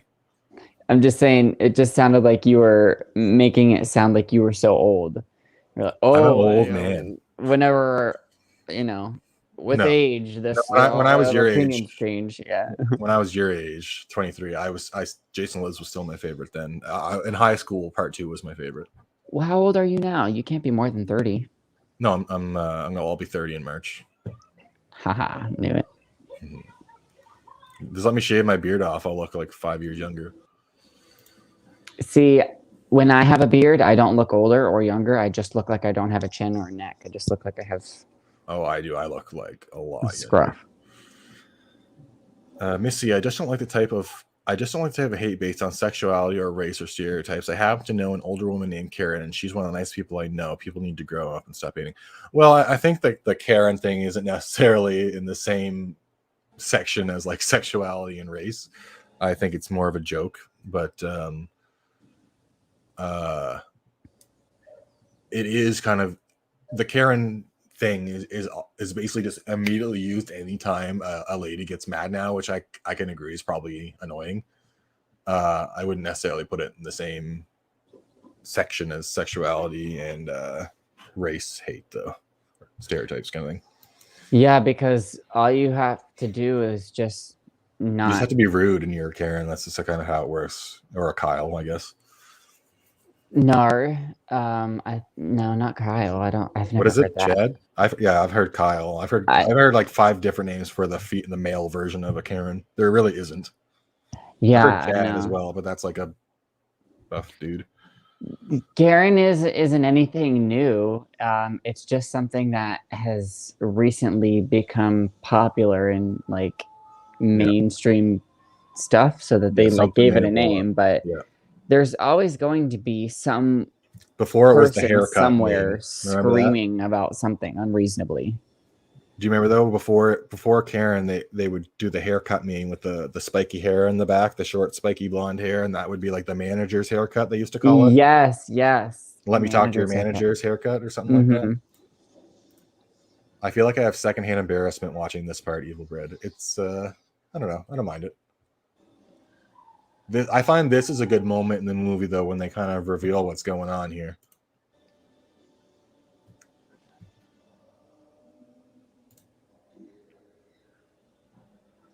Yeah, it's not a good method of knocking people out. Evil Brett, he probably would have just bled and his face would have hurt. 2, 1, 4, 3 is your top 4. You like 4 more than 3. Interesting. I never understood how they were able to enter Spencer's dream when they didn't have the dream power like Alice or Kristen. Yeah, I guess. Yeah, I don't know. It doesn't really make sense, does it? Ken or Chads are just as bad. I've never heard Ken before. I meant the video game part with the embarrassment, by the way. I don't mind the video game part. It is kind of silly, but I think it's different. So yeah, this guy basically thought he was Freddy's son, and Freddy's like, no, sorry.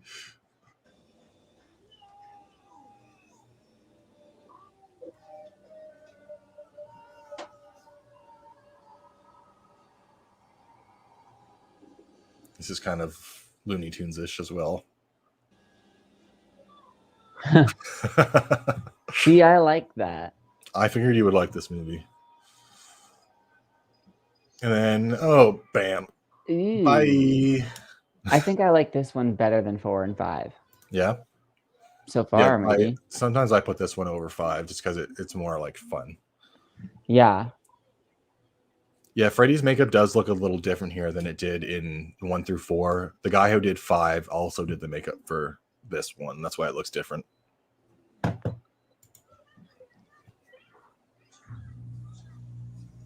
Oh, Pete's disappearing. This is weird, though. I don't know why this happens, that his body just vanishes, because that never happened in a previous movie.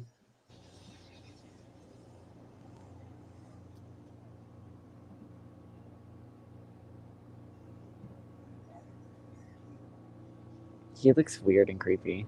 But I know where you're going. Okay, so if you could face off against one slasher villain, who would it be? Like if I was forced to? Yeah. Probably Ghostface, because I could just whoop his ass. Yeah, you think that. I mean, I feel a What lot if more you're confident. not the main character? I would be. If you're not the Sydney or the Dewey or the Gale. I'm Sydney. Just like, I feel like a solid boot to the ribs is something that Ghostface is missing. People are like, if I knew Ghostface was coming for me, most people just don't know. But if I specifically selected Ghostface and I was able to watch out for him, I don't think they would have an easy time. I think it would have to be like Mickey going up against me because he's relatively huge or bigger. I don't know. I think like tiny people. Like what's her face? Fucking Billy's mother. I would throw her all over Dreamland. See, I'm very tiny, and my dad is like 6'2" or 6'3" or something, and was like in Desert Storm and like is rough. Has done things, and I grew up with him, and he knew that I wasn't going to be the biggest or the toughest, so he taught me how to defend myself as best as possible. So I'm just saying, I quite literally grew up with a dad who was 6'2", who I used to get into physical fights with, and like held my weight up against him, and he's like military trained. So don't put tiny people, don't underestimate us. Okay. Throw Chucky in the freezer and lock the door. You could do that. Although there's another Chucky would just come along to get him out at this point. Oh my God, that's true. Or somebody who Chucky's inside of, because he could just technically take over the entire world with himself with this new plot. So, see, if I was Ghostface and I was coming after you, Josh, I would just wait till you went to bed, and then I would just cut. But if I knew you were coming, I wouldn't go to sleep. Okay, well, that can only last for so many days. I know, but you have to sleep as well. Okay, but you would never know when I was coming, so how would you know? Well, how would you know when I was asleep either? I don't know. Dun, dun, Ghostface has dun. things. He's got ways. He's got malware. He can spy. Friday Part 2 has my heart, and I think Part 4 is a better movie. I hate to choose between the two movies. I think Part 2 has a lot more spirit with Ginny than Part 4 does. Like, Ginny herself is just such a strong character that I could definitely see the argument for Part 2 being above Final Chapter any day. But they flip-flop all the time for me. I think Part 4's ending is really strong with except for the little boy part, but the stuff of them fighting in the living room with the machete was good. I like when he got hacked in the face with the machete. Yeah. The little boy, him shaving his head part wasn't really. Like, he didn't. How did he know that? Like, maybe it was in the newspaper or something. He knew that Ginny did something like that, but like, how else would they know to do something like that? I have a nephew who's like 5 years old, so I'm used to things biting and kicking. If I have to be slashed by Billy, I take Billy from Silent Night, Deadly Night. At least I was killed by somebody pretty. Yeah, him and his brother are smoking hot. Oh, we got to do the Guys of Horror. Mm-hmm. I would have forgot about them. I'm glad somebody reminded me. There are two reasons to watch the first two Silent Night, Deadly Night films. They're both ripped. Dynamite comes in small packages, Chase. Tiny people have fight in them. Oh, for sure. Sorry, I don't count Cult of Chucky rules. You kind of have to. It's canon. Yeah. I would imagine those rules are going to play into the TV series at some point. Yeah. You know, the biggest complaint I hear about the Cult of Chucky is they're like, oh, well, whenever he says that he found the spell on the internet, is just such a weak thing. It's such a, blah, blah, blah, blah. Why wouldn't it be on the internet? That's what I'm saying. I'm like, okay, well, before the internet existed, everything was it was in a book. It was no different than I looked up the spell in a book. You think if magic wasn't real in this world, it wouldn't be all over the internet? Like, it might be incredibly hard to find and no one would believe it, just like in their world, but it would be there somewhere. It fucking might be the case right now, really. Like, yeah, it would be in the dark web or something for sure. So it doesn't. I believe that he would find that on the internet. Why not? Dude, I love Cult of Chucky. I'm going over the Child's Play the franchise right now of like Bride of Chucky vibes and like original Chucky vibes. I find they did a really good job mixing the two. Me too. Sea of Chucky was like a little too far in the like funny department, but I thought, and then I found Curse of Chucky was a little too far in like the original's direction, whereas Curse was kind of like a good medium. It had Andy and Tiffany and like, I love that Andy's just smoking weed throughout that movie too. Me too. My friend was actually he did a watch party with the actor who is Andy. You could like purchase a ticket and watch the original Child's Play with him. The part 2. I think he was doing all of them. What? No, I thought my friend said the first one that he watched, but maybe he was just misspoke. But he said that he was smoking a blunt during the whole thing. This like lighting up blunts and stuff. I follow him on Instagram, and so there are so many YouTubers that go over like Chucky news and things like that have never talked about all of the behind the scenes things that I've seen. And it's like, how are these like, and they've got like hundreds of thousands of views like per video. Like, how do they not know about the extra information that I do? And it's like, simply all I do is follow the actors on Instagram. Almost every single day, Jennifer Tilly would post like at least 15 minutes worth of content on her story.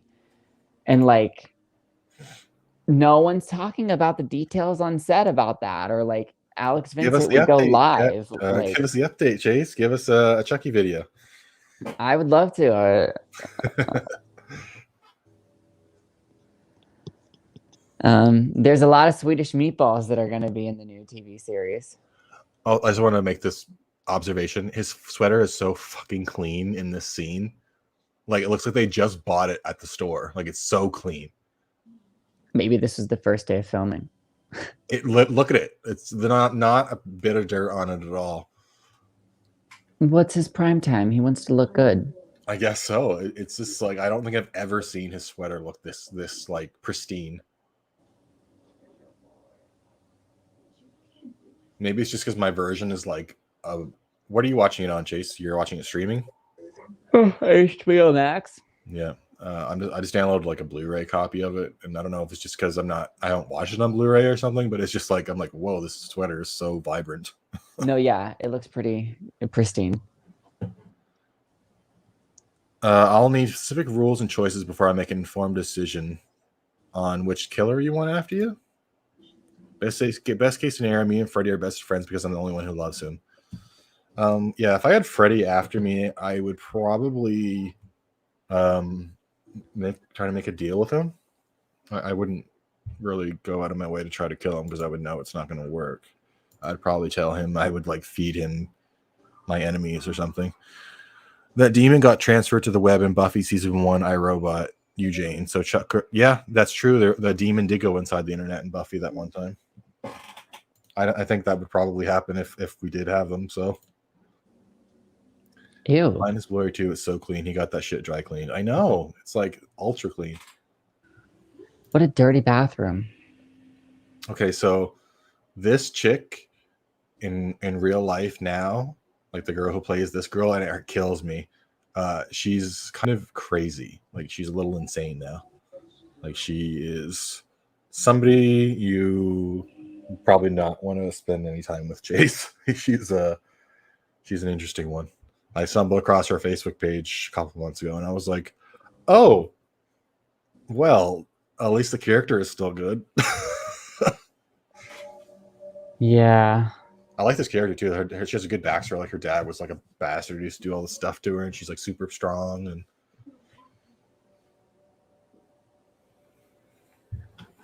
I have a question. Yep. How much longer is left of this? Because I have to pee. Let me see.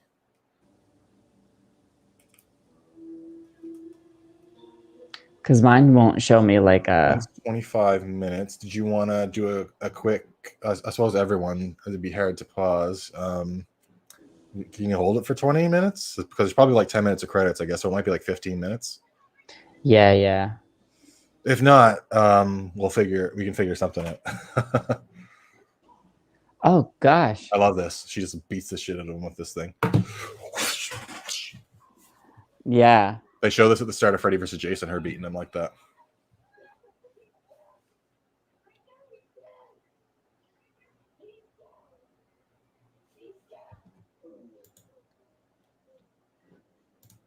Oh my gosh, his face.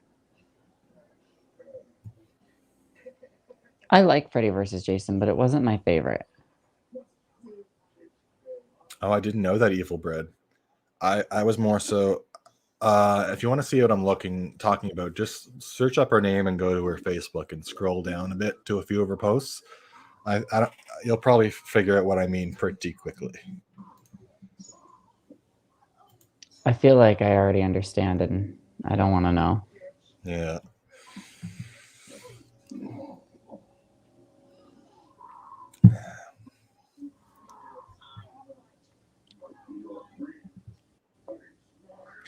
Yeah, Ray Rusty. He's never seen Freddy's Dead, so he probably doesn't want to miss anything. I like his little like glove spin there. Yeah.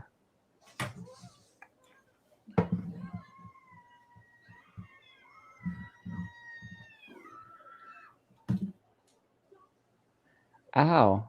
I mean, that would do it. Reminds me of Nancy in the first one, sticking her arm on the pipe.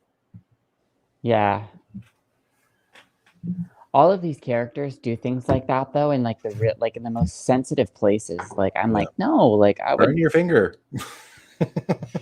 Like right here is so delicate, you know. So maybe that's I why would she like did it to make sure it would like zap her awake. But girl, no. It's like anytime This there's is like good, a too. thing in like an apocalypse or like a witch thing where like someone like cuts their hand to do like a sacrifice of blood, It's like, why do you always cut right across the palm? Like, because your hand's constantly bending, you're going to keep reopening the wound. It's never going to heal. Yeah. It always bugs me. I want another shower kill. Yeah, that'd be cool.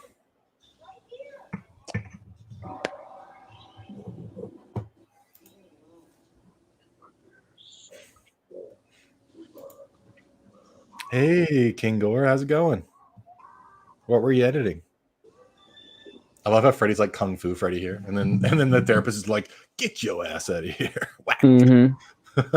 Like we'd all want to do. Yeah.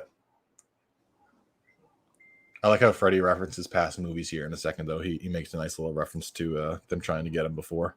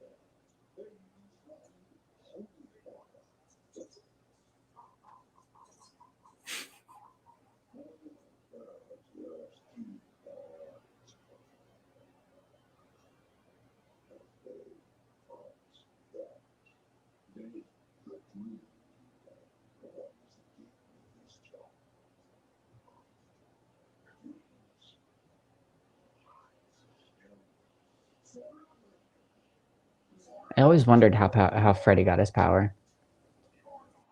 Yeah, this movie creates a little bit of a reason why he can do what he can do. And I like that little monologue he just said there. He's like, they tried all this shit and it didn't work. That made him scary to me. I liked that scene. Evil Bread says, if I'm ever losing my arm, it's my right arm, the one without all the portrait tattoos. If I have to choose, it's my left. I'd like to keep my right one.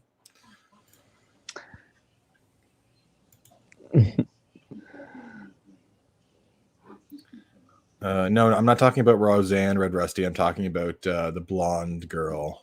In real life, she's a little off the deep end.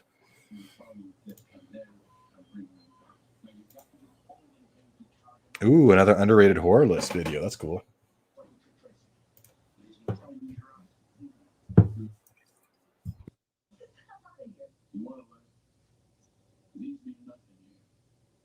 The 3D glasses.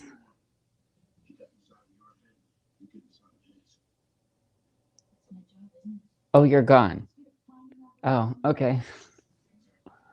Oh, you're back. I'm here. I just leaned over.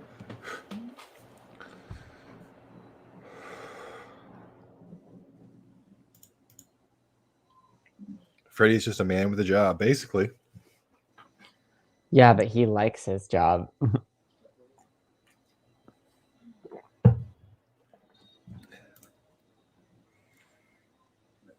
My right is way more practical. My left arm has more money put into it. That's fair.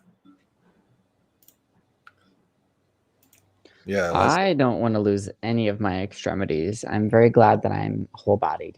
Me too. I broke my leg when I was younger and it sucked.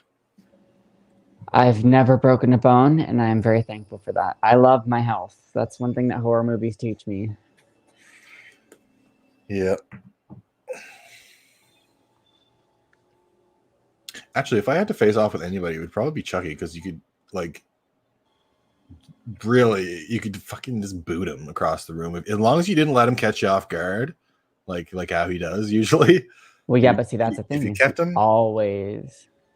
If you kept him in your sights and stuff, he wouldn't be too bad, because he seems to have some sort of enhanced strength of some sort, but I feel like, well, it's voodoo. It's, who knows how any of that shit works. Yeah, we do know that after a while he becomes more human and is able to die, at least temporarily, but nowadays there could be 20 of them waiting outside the door after you kill the first one. Oh my god. That's cool. Whatever these snake things are. Those are the dream demons. Oh, really? Yeah.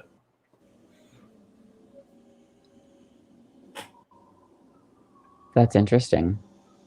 They could have easily just called this one like Nightmare on Elm Street 6 Dream Demons or something like that.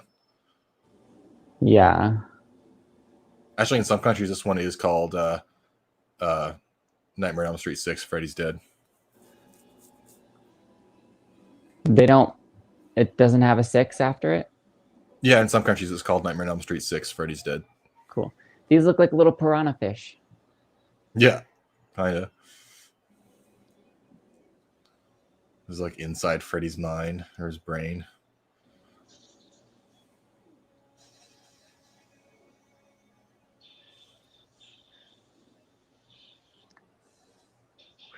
So, how do you feel about this movie so far? It's pretty much the same as I remembered it before. Like, honestly, I honestly might put it above part 5 for me. Just watch. It's more fun. Although part 5 has Alice. I don't know. They're on a very similar standing. Part 4 is above this for me for sure. Like 1, 2, 3, 4, and 7, and Freddy vs. Jason would be above this. But I do enjoy this one. Like I said, it's not like the best movie ever, but it has like a fun feeling to it, I guess. Yeah, I'm liking it. It's weird how it's operating. Yeah. It doesn't take itself super like I said, like Jason X, like Seed of Chucky. It doesn't take itself super seriously. It just tells its own story however it wants, and I do like that. We even get to see like the backstory of Freddy as a kid and stuff here. Like, can I be honest about something? Yep.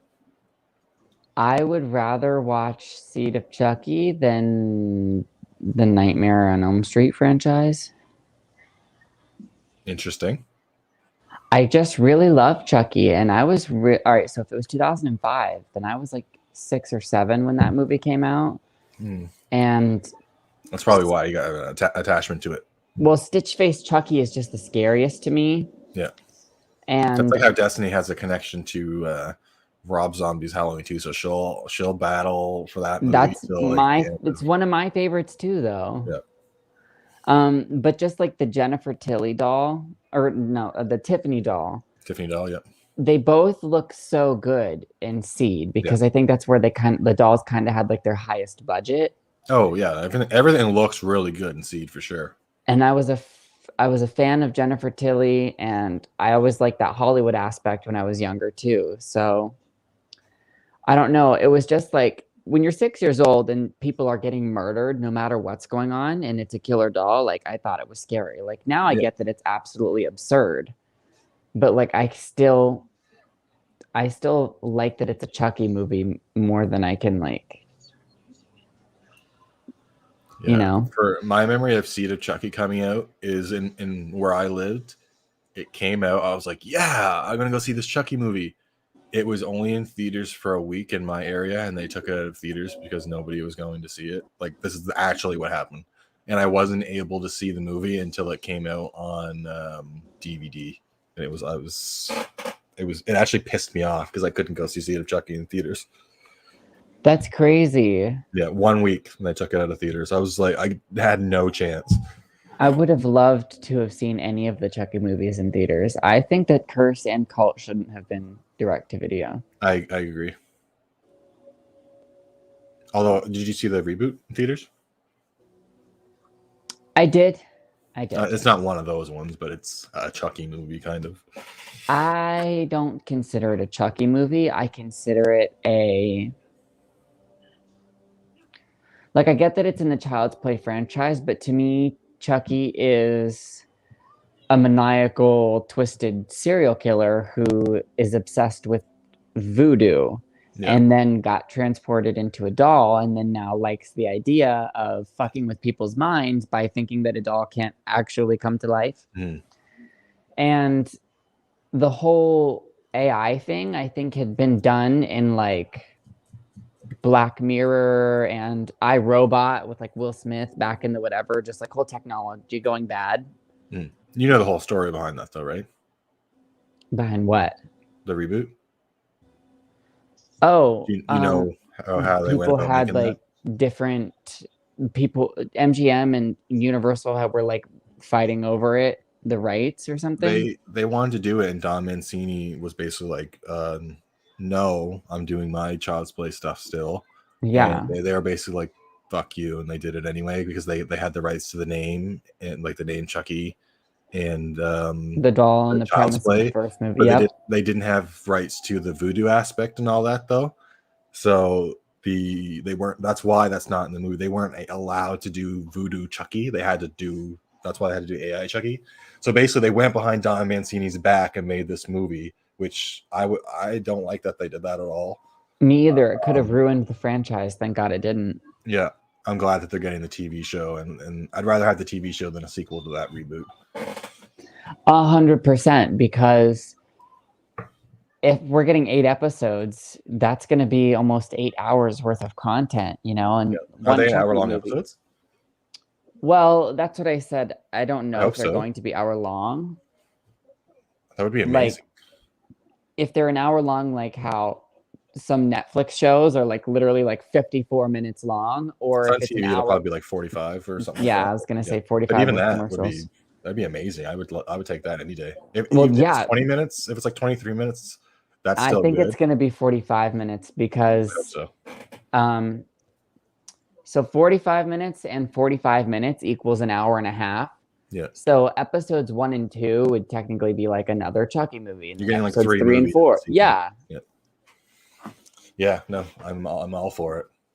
But bringing back everyone, Tiffany, Andy. Like I want to know so bad what happened to Andy because he was locked inside the asylum at the end of Cult. Yes. So, and I want to see Andy and I want to see Andy, Kyle, Jennifer Tilly, Kyle, and Brad Dourif's daughter, the other girl, Mika, all interact on screen together. Yes, I want to see. Andy hasn't met Tiffany yet. No, I know, right? Only on the phone call, and I want to see that so bad. His reaction to Tiffany. Me too. I can't believe they killed off the girl too, the little girl from the part Alice? 6. They're like, their bodies fall apart quick, and I was like, damn. That's another thing that they couldn't do in the reboot is Tiffany came into the Child's Play franchise in the 4th sequel, so they would never be able to do a Tiffany version of a doll. And no Glenn or Glenda. Now, people can talk about that as much as they want, but me being openly gay, obviously I wasn't as a child because I didn't even know what fucking sexuality was back then. But like I was struggling with things where, you know, even though I was in like elementary school, people were giving me a hard time for not liking sports or like liking brats or, you know, playing with dolls. And seeing a movie where like there was like that gender break and seeing like a character who was like struggling between something like that actually kind of was helpful. That meant something to me as a child, you know? Yeah, I actually didn't even know Don Mancini himself was gay until I think last year. Same, me either. I had no idea. But if you think about it, you know, like the first original movie is about a 6-year-old boy wanting a doll. And he puts gay characters in there a bunch, like after a certain point. It wouldn't surprise me if Kyle was a lesbian. Probably, yeah.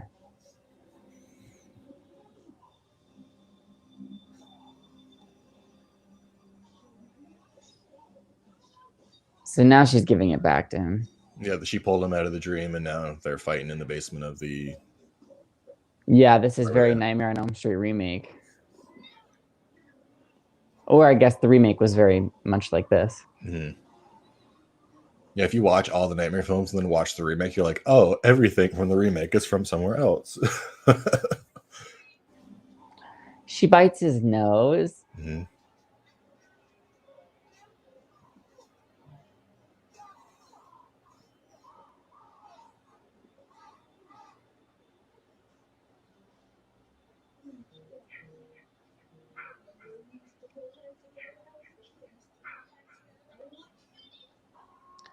Oh my god.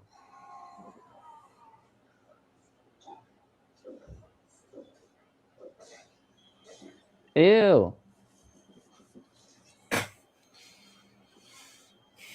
I love how she's just like sitting on top of him, waiting for him to like make his move. I know. I feel like this end part of the movie is probably the weakest.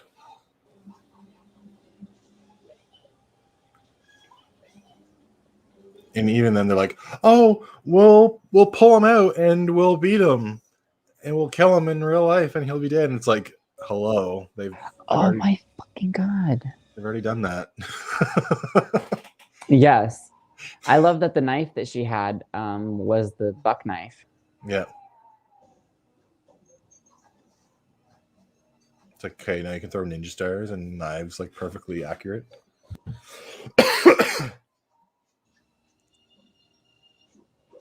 Can't Freddy just like transport? Oh no, he's in the real world. He's in the real world, yeah. Ah.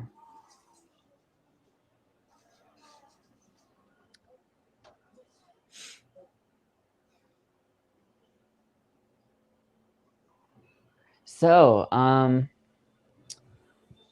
what's been your favorite moment out of your like watch live along series so far? Like, what's been your favorite part from the movies, or like my favorite movie, or just my favorite like moment from the movies? Each week you've had like a guest on, and they watch a different installment with you. So like, what's been your favorite moment, like revisiting? Probably just like you could say like, oh, it was last week when Destiny and I saw this part. I particularly really liked that for some. So like, well, I actually liked watching 4 and 5 with Destiny because we watched both like the Alice saga together, and it was interesting seeing her side of those ones because she really didn't like 4 and 5. She liked 5 more than 4, but she really didn't like 4. Mm-hmm. And whereas I did really like 4, and I was like so in 5. So it was interesting hearing why she wasn't that into them versus being into other movies. But she hates Jason Lives, so I don't know if I can forgive her. She does what? She had Jason Lives at 8th place on her Friday 13th ranking, and I was like, I don't know if I can forgive her for that. Oh my god, girl. I love her though. Yeah, me too. Oh my god, the little piranha fish ghost. Yeah.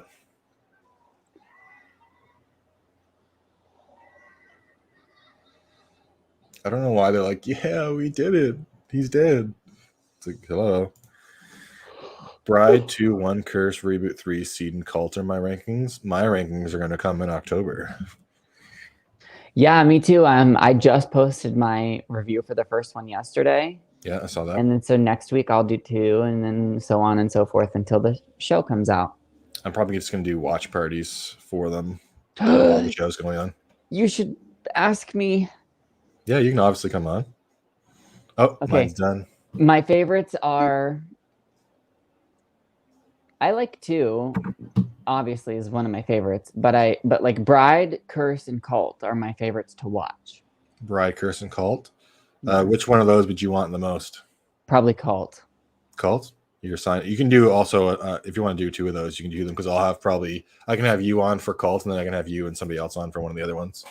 Oh yeah.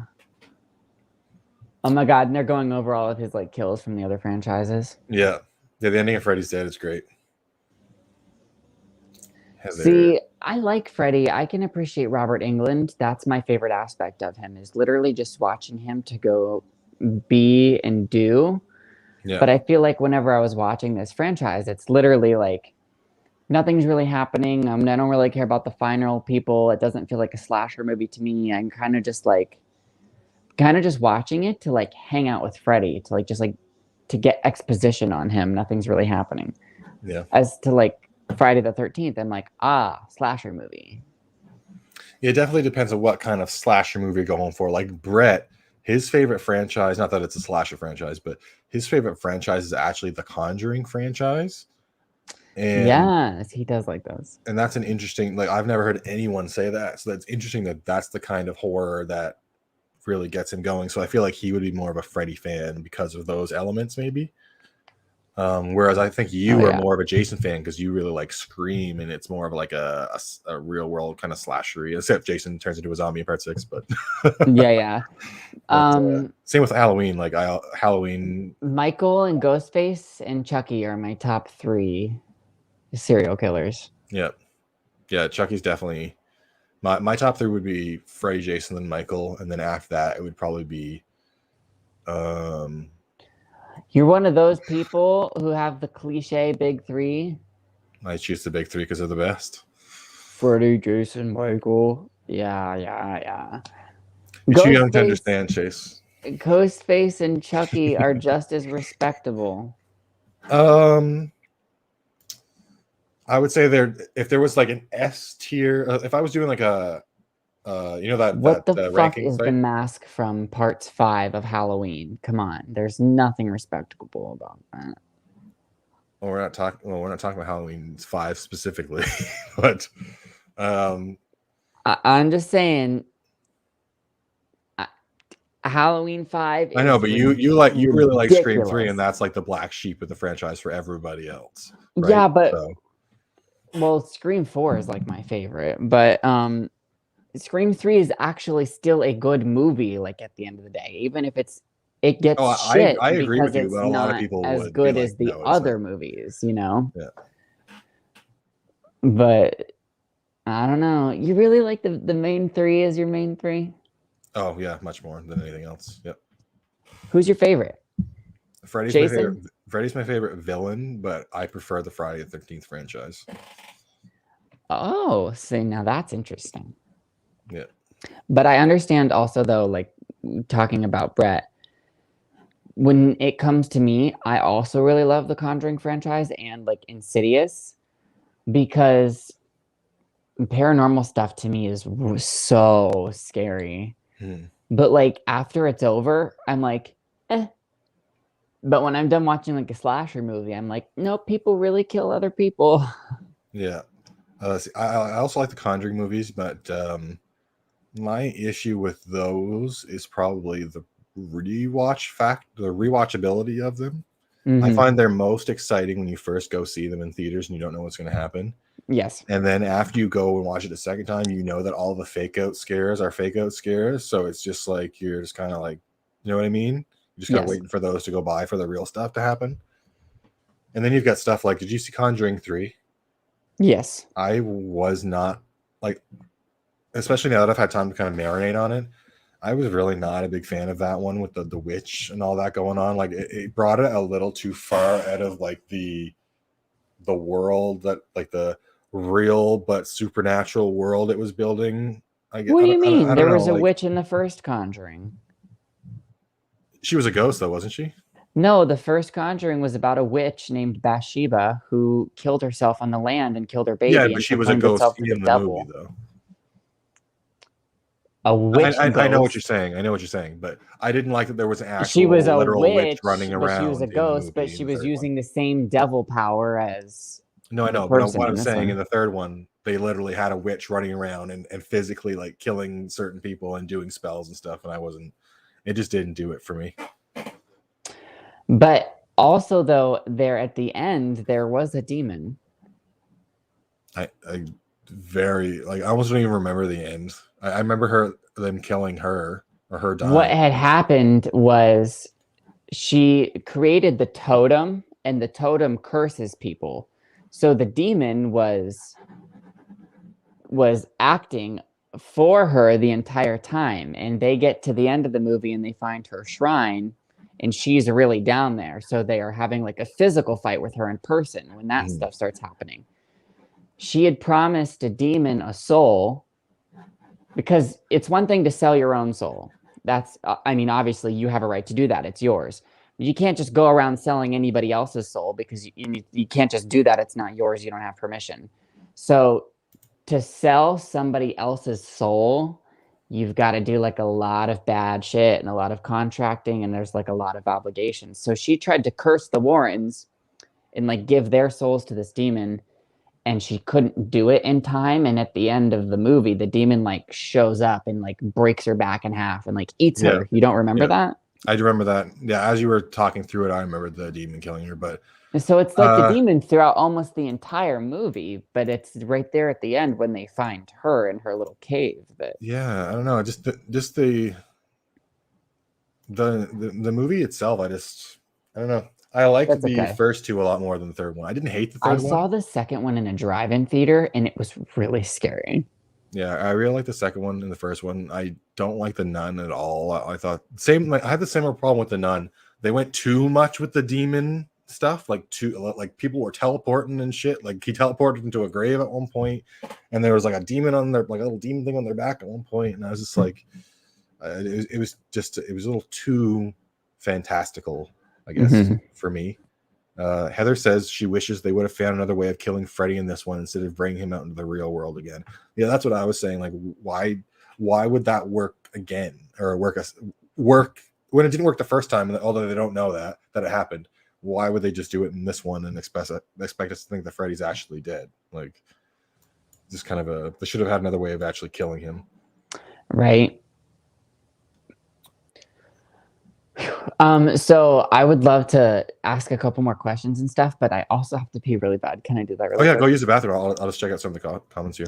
All right, cool. And then I want to talk about like where I can, because with this being seen now, I've seen 1, 2, 3, and 4 and 5, and I've just done this is now 6, and then I've seen 7, which is New Nightmare, and 8 is the remake, right? Yeah. So I finally finished the whole franchise.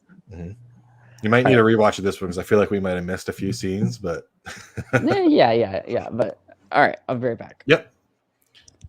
Evil Red. I mean, Clive Barker is also gay, but the whole other side of the spectrum. I actually didn't even know Clive Barker was gay. It was the first time I ever heard that. Yeah, Clive was very out from day one. I did not know that. I guess I just don't search about the directors that much. 100% he's like Freddie Mercury of the horror world. I had no idea. That's interesting. I like that. Worst Freddy death of them all. They even laugh like the pumpkin ghost in Goosebumps. Yeah. This movie definitely has a really weak ending. I don't know. After watching the ending and thinking about 5 and 6, I thought I had 6 above 5, but I think just the inclusion of Alice and it just being a little more serious, I guess, than this one, I think I will put 5 above 6, but I do enjoy 6 still. Child's Play 1, 2, 3 are your favorites. I would agree with that. I would say Child's Play 1, 2, 3 are my favorites as well. I know Child's Play 3, it takes a lot of heat because like Alex Vincent isn't in it, and some people feel it's like more of the same. But I actually really like the setting in the military school, and we just get like a ton of like primetime Chucky in this one. I like that he's kind of like F you to Andy in this one, and he's going after the other kid. I hope you didn't get too bored. No, I'm just talking about Child's Play 3 and how I feel like it gets more hate than it deserves. Oh, I think so too, but it's also not my favorite. I didn't even know that there was a Child's Play 3 for the longest time. I thought it was 1, 2, Bride, and then Seed. This is before Curse was out. Yeah. And I remember one day, and this is after I'd been familiar with the franchise for years, like I had saw Child's Play 3, like, and I was like, what? And I clicked on it and I started watching it. And maybe because I like never knew about it and was like so just thrilled to there being one that I hadn't seen, that I liked it. But I get that it's not the best. Yeah, but I feel like anytime I hear people talking about it, they're like, oh, Child's Play 3 is so bad. And I don't agree with that at all. It has a great finale at the little carnival and the knocking Chucky off and giving him the actual scars that he goes on to have in the later movies and stuff. So like, and Andy's back in this one, even though it's not the same actor, but I find he actually does look kind of like what a teenage Andy would look like. Very similar, yeah. Yeah, I think they did a good job with casting him. I like the whole movie, honestly. I don't have a major issue with the movie at all. It's my third favorite, I think, out of all, third or fourth. I don't have a major issue with that either, but I do. Okay, so this came out a year after Child's Play 2, so obviously they went with a different actor because the other Andy wasn't old enough. But I think that they should have taken advantage of the fact that the other Andy was still young, and we could have gotten a Child's Play 3 that was with Andy still being young, and then a Child's Play 4 could have been whenever he was older, you know? Yeah, I think if those movies had come out now, that's probably what would have happened, maybe, but maybe not. Maybe we would just could have got the first one. And there's a lot of good stuff in it too, but 100%. I love the movie. I like how he's like making Andy like subtly jealous that he doesn't want to steal his body. yeah, right.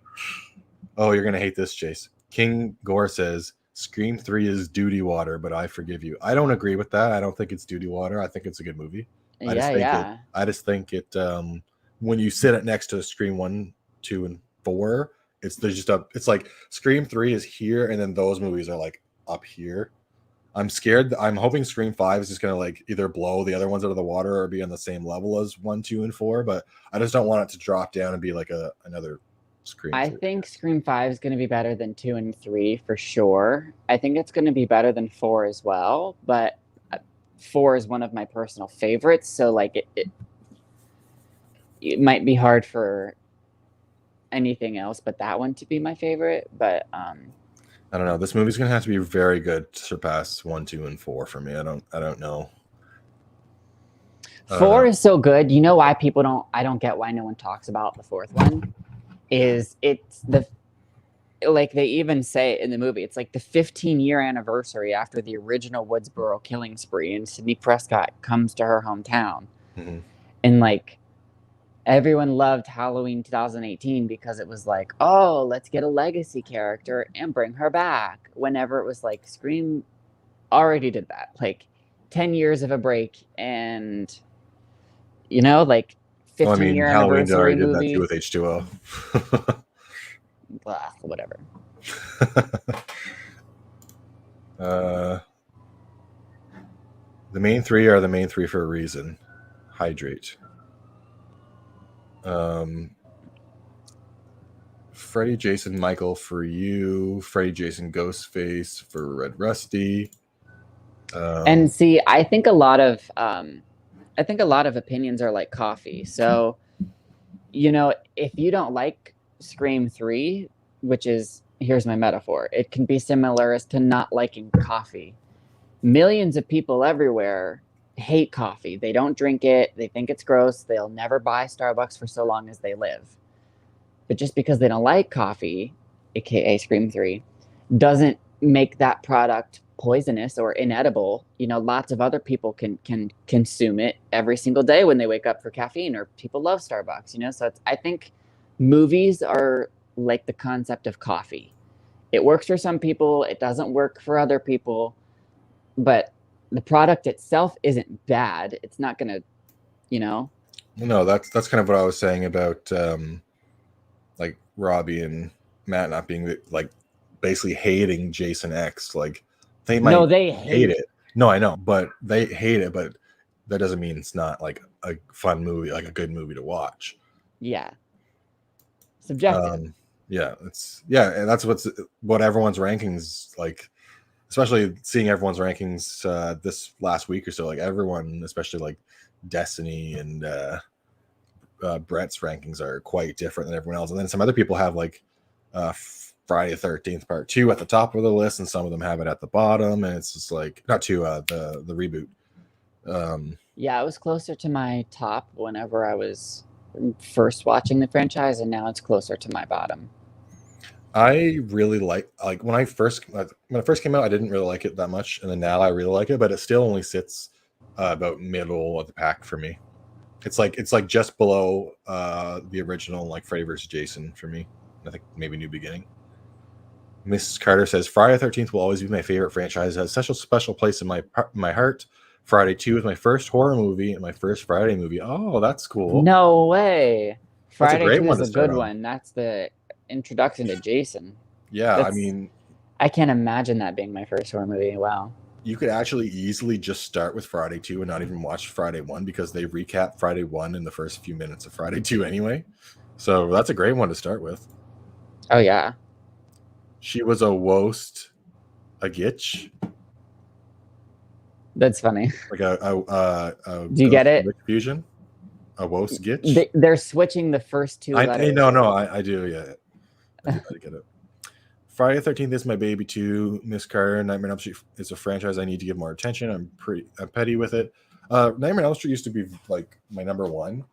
And then over the years, I don't know, the movies, while good, after like the first 3, 4, 5, and 6 are kind of just like whatever.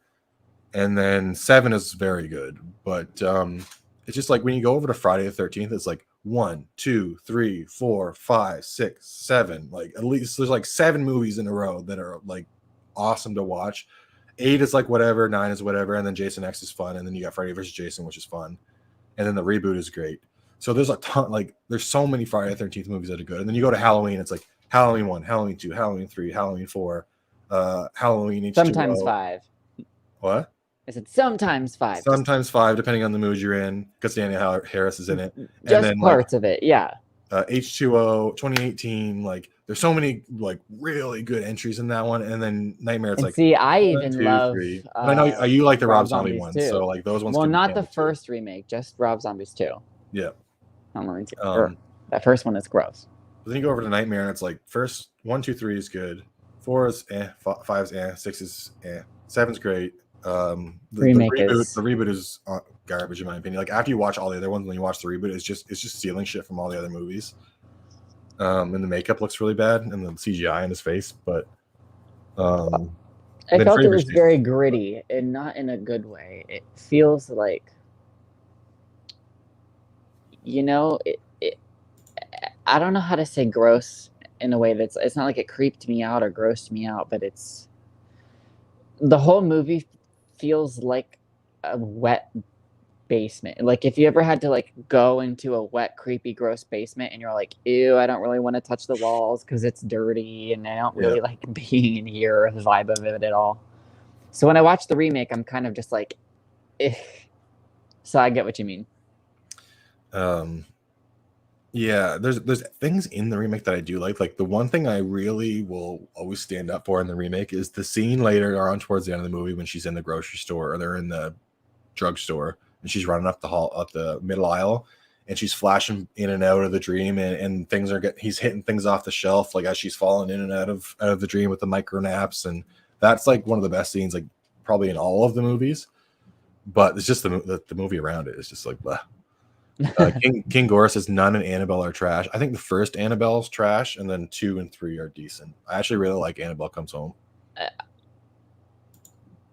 Comes Home. That's the one. It's like Conjuring 2.5, where it's like back at their yeah. I did really like that one. It was good, but I think Annabelle Creation is the best Annabelle movie. Yeah, I think that is the best one. But I think I have more fun with. Because it's like that little playing field with all of the haunted shit.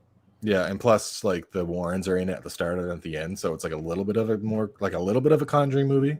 Yeah. So I like that. Miss Carter saying she never really got into Nightmare on Elm Street. I think my favorite version of Freddy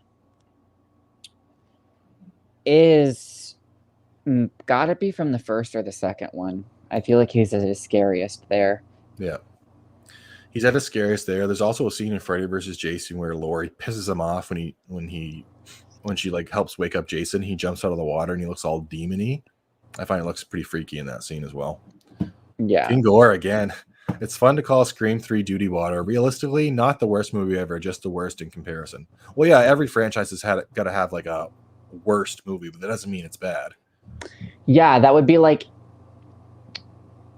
Scream 3 is still like it's still like, to me, it's like $1 million movie. It's like The Lottery, $1 million movie. But it doesn't seem like that because the first Scream is like the $1 billion movie. Like, I think maybe because it feels a lot like, I don't know. It changed up the formula while maybe not changing it up enough. I don't know, but Scream 4 doesn't really either, so I don't know. I think Scream 4 is the best. I really like Scream 4 as well. I like that my favorite thing about Scream 4, and people that, I'm sure you probably know about this, Chase, but a lot of people might not know about this.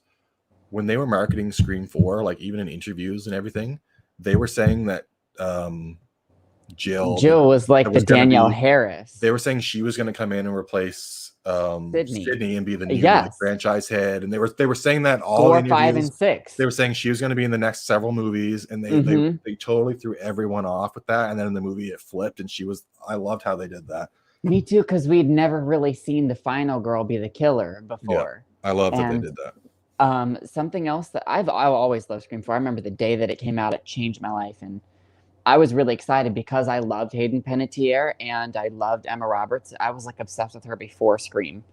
I was scared of the whole movie because I was worried that somebody, like one of the three, was going to die. Like when they were in the barn scene and he brings up the knife and he stabs Gail. I thought he stabbed her in the chest, and I was like, and I jumped back, and then he pulled it out, and she was like, oh, and I was like, oh my god, I was so worried. So I definitely remember that, and I remember the whole thing about Jill being the new person or whatnot, and whenever they lied to everybody. Well, they stabbed Sydney in the gut as she was like running away, and she takes her mask off, and she's like, "Oh my god!" And then she does her whole monologue, and then she stabs her again. And I thought, because in Scream 3, her and Roman, they beat each other up, but that's just punches to the face. She's got that vest on. She's fine. Yeah. Like this movie, like she's holding her intestines like the whole time. She's just standing. Apparently, the reason that happened is because like they were gonna try to mimic in the first movie how there's like a whole tussle around the kitchen, and then how like Stu kind of like pushes her over the couch and she pushes the TV. They were gonna do that with like Sydney and Jill and stuff, but Nev Campbell like broke her foot during the filming of the fourth movie. Jeez. And so she's just like, so that's why she's kind of just like standing there in the kitchen, like holding her wounds. Yeah. So I don't know if ever you knew that, but no, that's an interesting fact. I guess they fixed it with Jill bashing herself up, making her look crazy. So I will say that when I watched Scream 4 the first time, I was nervous that Sydney wasn't okay, but I was never convinced she was dead at the end of that scene. I was nervous too. Yeah, I was like, but I didn't think like they didn't bring her out in a body bag, so I was like, well, I think we're probably okay. And then they were like, oh, she's in another room, and I was like, fucking god. And then we get the best line ever, where she's like, "You just won't die, will you? Who are you, Michael fucking Myers?" Right. Like, my favorite line in the movie is, "You forgot the first rule of the originals, Jill. You forgot the first rule of remakes, Jill. Don't fuck with the original." I thought that was really good. Mm-hmm. I remember people in the theater whenever that was like clear, and it went, and people went, "What?" Yeah, I remember uproaring like that. That'll be my favorite thing about this new Scream movie is I feel like I've been to the theaters 100 times, and when I saw Scream 4 11 years ago, that was still one of the best theatrical experiences I've had. Halloween 2018 was like that one I went to. People were like freaking out during that movie. See, I saw that in theaters as well, but there was that was like a general noise kind of a thing. Like everybody collectively would be like, ha ha ha, or there wasn't like one sticky out person who was like freaking out. Yeah. Red Rusty says Halloween 6 director's cut is his third favorite Halloween. It's definitely interesting. I would say it starts to fall apart a little at the very end with the little stones that keep them stuck in place and stuff, but it's an interesting movie. Have you seen the director's cut of Halloween 6, Chase? I don't think so, but I've seen kind of a different movie. I've seen videos that like compare the two cuts. I like 6, I think. Miss Carter says, brace yourself. I almost drowned in Crystal Lake in Illinois when I was in between the age of 5 and 6. So I've always felt a special connection to Jason, and I've probably defend Friday too much. Friday 2 is one of the, in my opinion, Friday the 13th Part 2 is easily one of the top 3. If not top 3, it's a top 5 movie, no question. It should never be lower than that. Like it's Ginny running through the woods. Ginny herself, like she is enough to just make the movie amazing. Like, she's easily the best Friday the 13th final girl. It's just like her using like Jason's mind against him at the end instead of like trying to physically beat him, even though she does get him with the machete and stuff. Like I love Ginny in Friday the 13th Part 2. If they had the hockey mask, like, even though I don't think Friday the 13th Part 2 needs the hockey mask, if at the very end he had got the hockey mask, I think there'd be no discussion that it was the best. Mm-hmm. And she does good face acting too, you know, when she's like terrified. And she's an amazing actress, Amy Steele. One of the best parts for me is because remember, I didn't know anything about this franchise before going into it. So I got to have all of the surprises, except for Pamela Voorhees being the killer in the first one. I actually didn't know when I watched the first one that Pamela, like, I think I just put it on thinking it was one of the other Friday the 13th when I was younger. And then I was like, where's Jason? No, yeah, I always knew because of Scream. I think I saw Jason Lives first, and then I went back and I saw like Friday 1, then Friday 2. I think that's what happened. But what do we got here? Evil Bread. When I went to see Scream 4, it was exactly like the opening of Scream 2. Fantastic. Yeah, when I went and saw Scream 4, everyone was freaking out. Like, everyone was so excited. Like, when the first time it showed Gail on screen, first time it showed Dewey on screen, like, everyone, Sydney, everyone was losing the shit. So here's something I need out of the new Scream movie.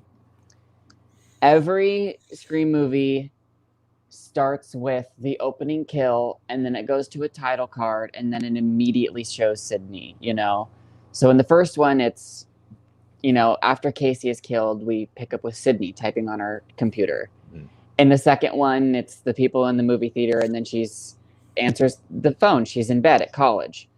And then Cotton gets killed, and then in the third one, she's walking in the mountains, you know, with her dog. And then in the fourth one, the several openings happen, and then Sydney steps out of her car, the first time we see her in 15 years. Yeah. So I need Scream 5 to do whatever opening that it does, and then as soon as it shows the title card, immediately show us and give us Sydney. Yes, that's because if they don't have as much Sydney footage as like we're all hoping, you know, where it's maybe more on like the Scream 3 end of the instead of Scream. Did you say Scream 2 didn't have an opening kill? Oh, it doesn't have an opening call. Nobody gets called by Ghostface. Also, every Scream movie ends in a room with red walls or a kitchen, and that one ends on a stage. So the opening isn't the same, the ending isn't the same, and it's got a lot of that though. It's different. I don't think everything needs to be the same, but I want to love that. I want to love that the movie starts with a movie theater, and then the finale ends on like an actual playing stage theater. Yeah. But not that I like when things stick 100% the same either, but I do think that there is a Scream formula, and Ghostface to me is scariest in a house, not at a school or in a college setting. So like, even though it's a film set, the set looks like all of the houses from the first one, and I like when characters visit a lot of events. Scream 3, like they have the whole sequence at the movie studio. And then I suppose there's still a lot of sequences at house and stuff like that. But and you're right. Even the sequence with Sydney's house is on a giant set in Scream 3. But then they go, is that house the mansion from the finale of Scream 3 anywhere near you? It is, but whenever I went to go do that location video, first of all, Sydney's house, like the one that she actually lived in, and the mansion that they filmed the finale in are very close by. But I think the mansion is some sort of like company private property, and the house is someone's personal house. And it was during COVID, so even if I had permission, I probably wouldn't have been able to, because it was right whenever people weren't whenever they were saying, you know, keep 6 feet away from each other at the grocery store, and like people were actually listening to that. Yeah. That's when I was like doing all of my stuff. So nobody really let me in anywhere or anything like that. But it's right not down the road, but it's about a 20-minute drive that way. Yeah, whenever things calm down, it'd be cool to go check it out. There's a music video. Some rapper shot a music video there like last year or something. And really? I could send you the music video. And I want to know, like, should have had Ghostface in his video. Yes, like, what is that building? Is it something that people can rent, or is it like I don't know, but yeah, that'd be interesting to find out. You know, it's the same house that they shot H2O at. Halloween Yeah, H2O. I do. Yeah, it's It was super pretty cool. noticeable in the later scenes of H2O. Oh yeah. Evil Bread says, I saw John Carpenter in concert a couple hours after seeing Halloween 2018, so it made for a very, very cool 40th anniversary. That's awesome. Fuck yeah. Top 2 in Miss Carter's opinion. Yeah, I can agree with that. Evil Bread, imagine the opening kill of her and then it's her body in the morgue. Oh my. If listen, I'll tell you right now for free. If Sydney dies at any point during Scream 5, I'm walking out of the theater and I'll never watch the movie again. I'll walk straight out of the theater. I'll tell you what. I probably won't. As much as I would want to, and as much as soon as you said that, I went, fuck yeah. I would walk straight out of the theater if Sydney dies. My body won't allow me. I would have to sit there and I would have to just figure out how the rest of it played out. And then I may never watch it ever again. If I did stay and watch it, I would never watch it again, and I wouldn't consider it canon. I would only consider the Wes Craven ones canon. Me too. Come on, though. They learned from Halloween Resurrection. I'm not Evil Bread. I think it's disrespectful to kill off Sydney. If you kill off Sydney, it makes Scream 1 to 4 pointless, in my opinion. Me too. It would ruin the franchise for me, actually, if Sydney died in Scream 5. What's the point of her surviving 1 through 4? Nothing. No reason. She just dies at the 5th one. Okay. Like, yeah, I don't. Even Gale, like, they're side characters, so it's like I can kind of accept it if they die. I don't want them to die, but if Gale or Dewey does die, I can swallow that pill. If Sydney dies, I'll walk out of the theater, and I'll bomb the movie with a 0.5 star review. I'll tell you that. It would be the death of the franchise. Yeah. I don't think anybody. I feel like the only people who want Sydney dead don't really get it. I feel similarly about Laurie. I don't want Laurie to die either, but the fact that she's so old, it makes it kind of easier because she lived her life.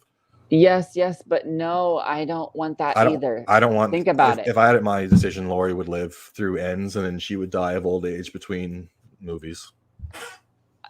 Please, because if you think about every timeline, so 1, and then 2, and then 1, 2, 4, 5, 6. She died in a car crash. Yeah.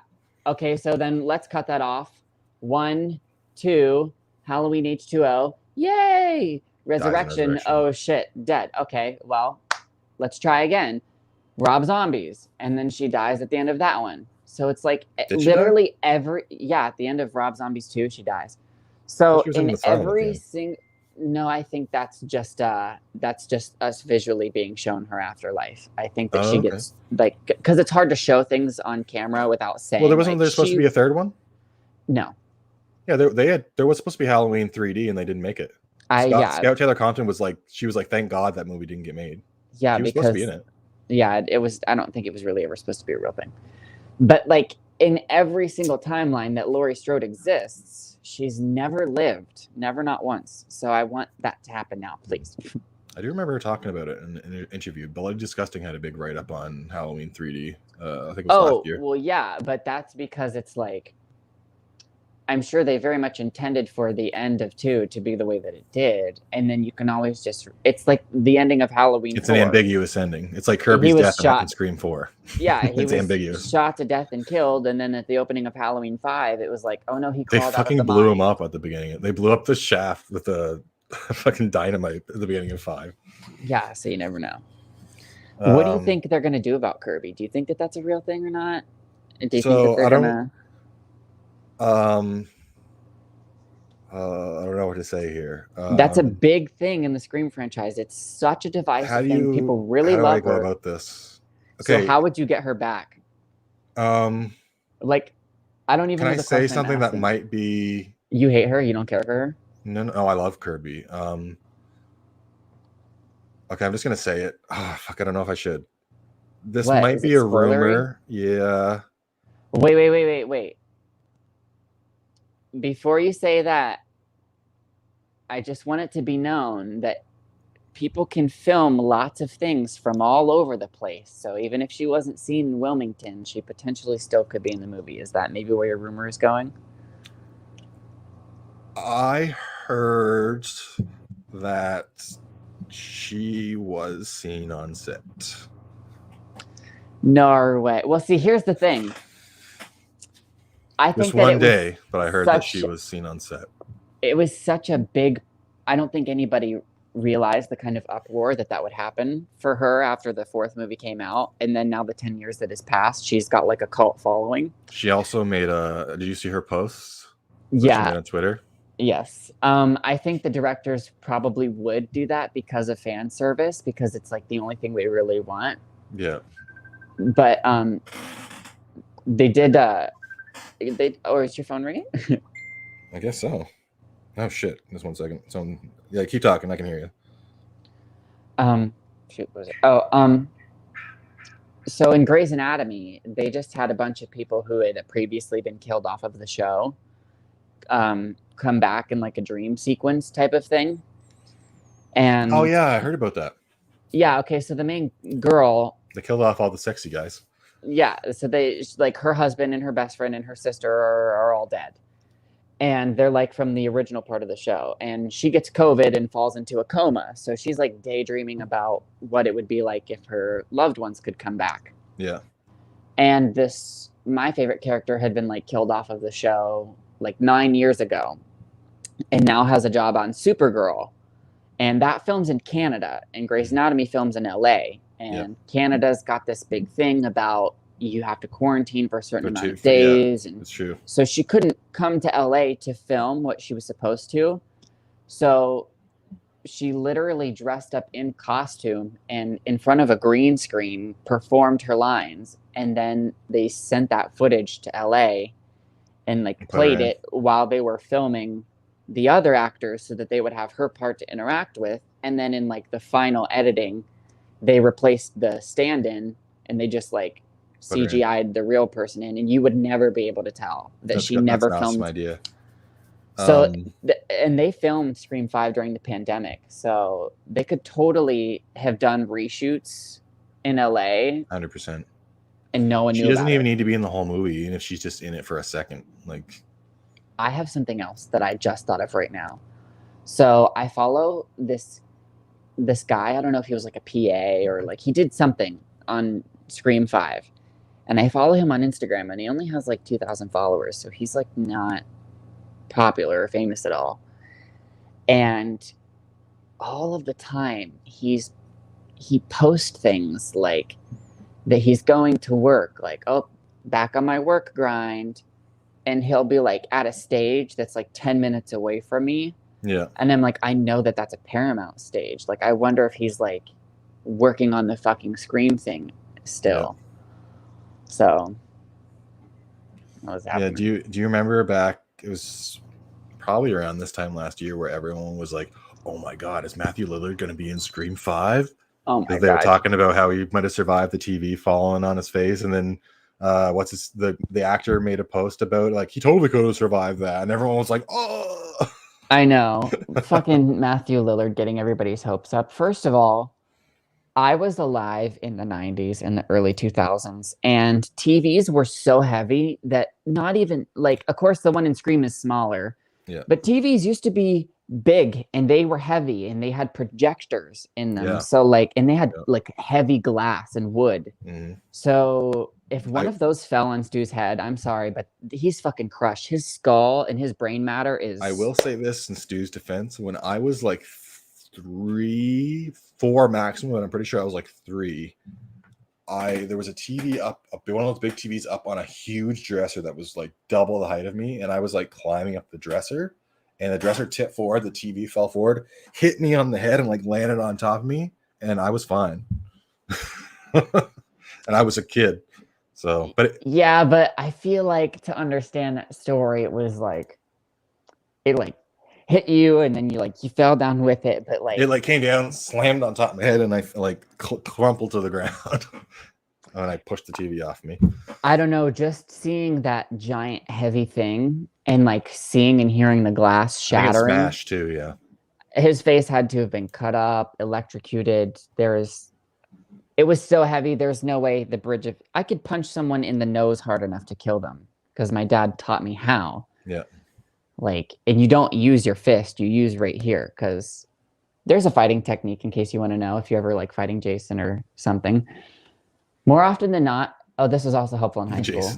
Yeah, maybe someone else, maybe not. Yeah, I was gonna think maybe somebody else.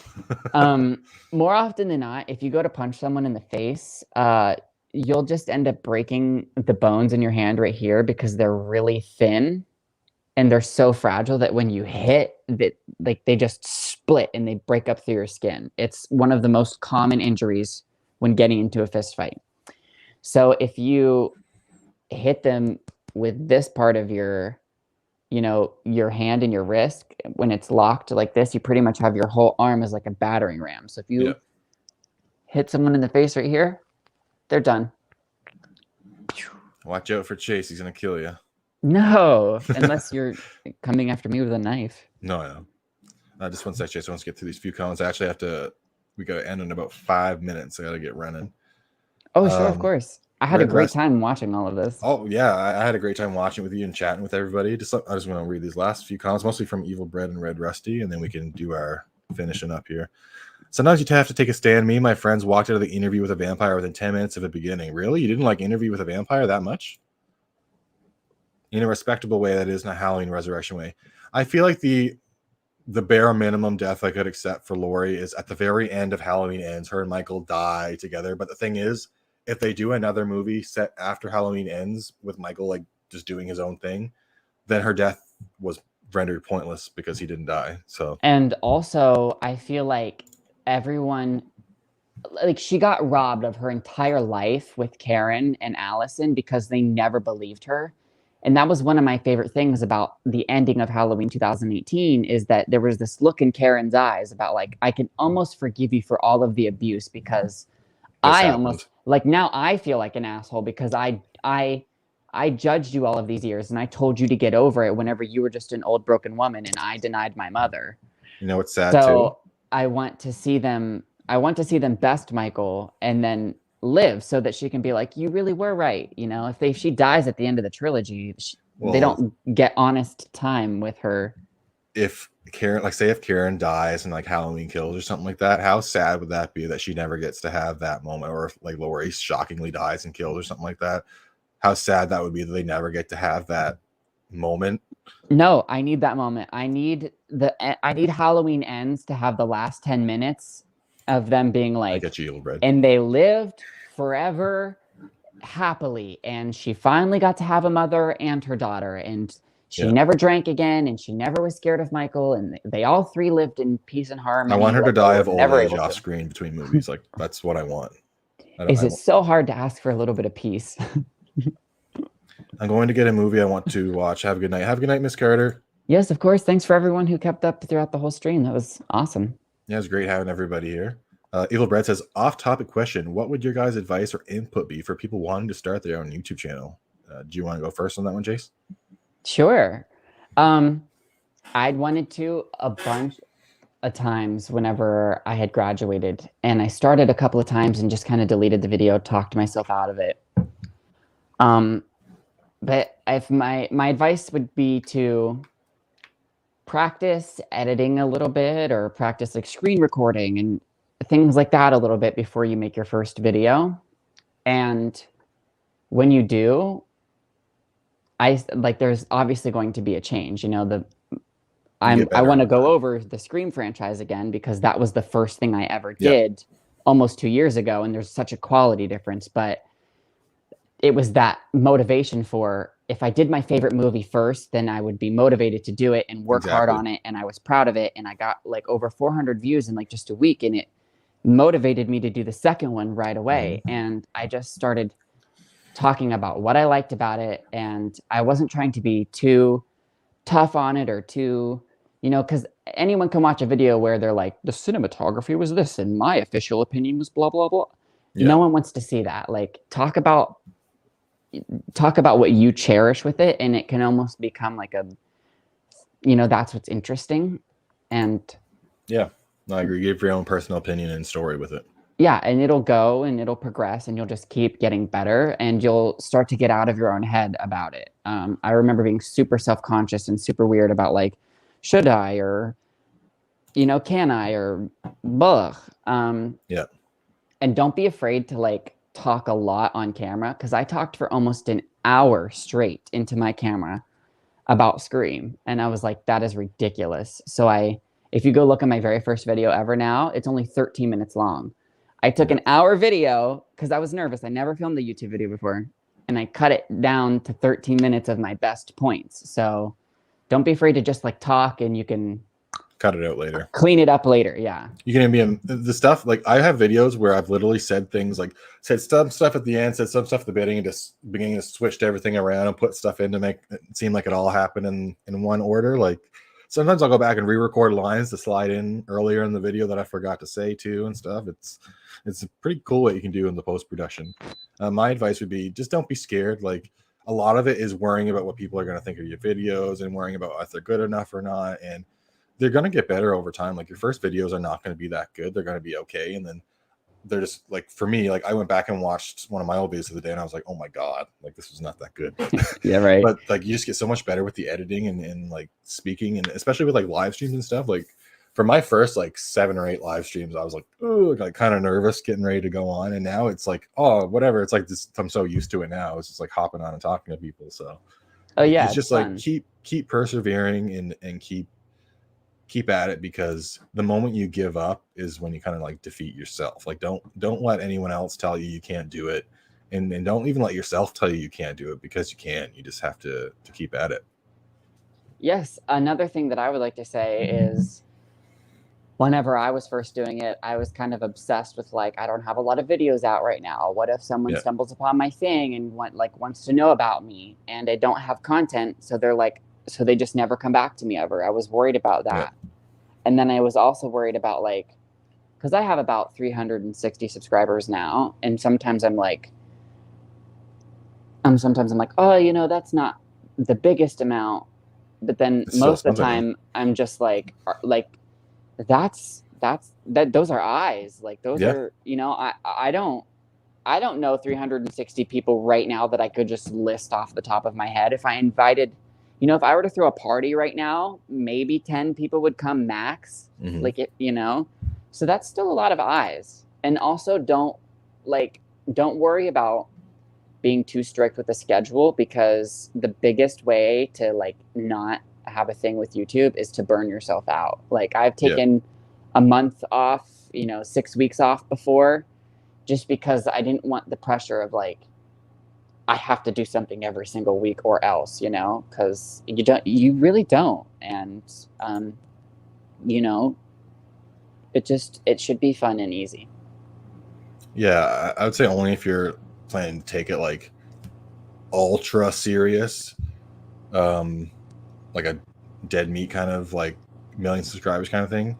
At that point, you would need like even if it's just like a random review, you should probably do like a weekly upload to stick with, because YouTube, if you stop uploading after a week, it kind of fucks with putting your video out to people.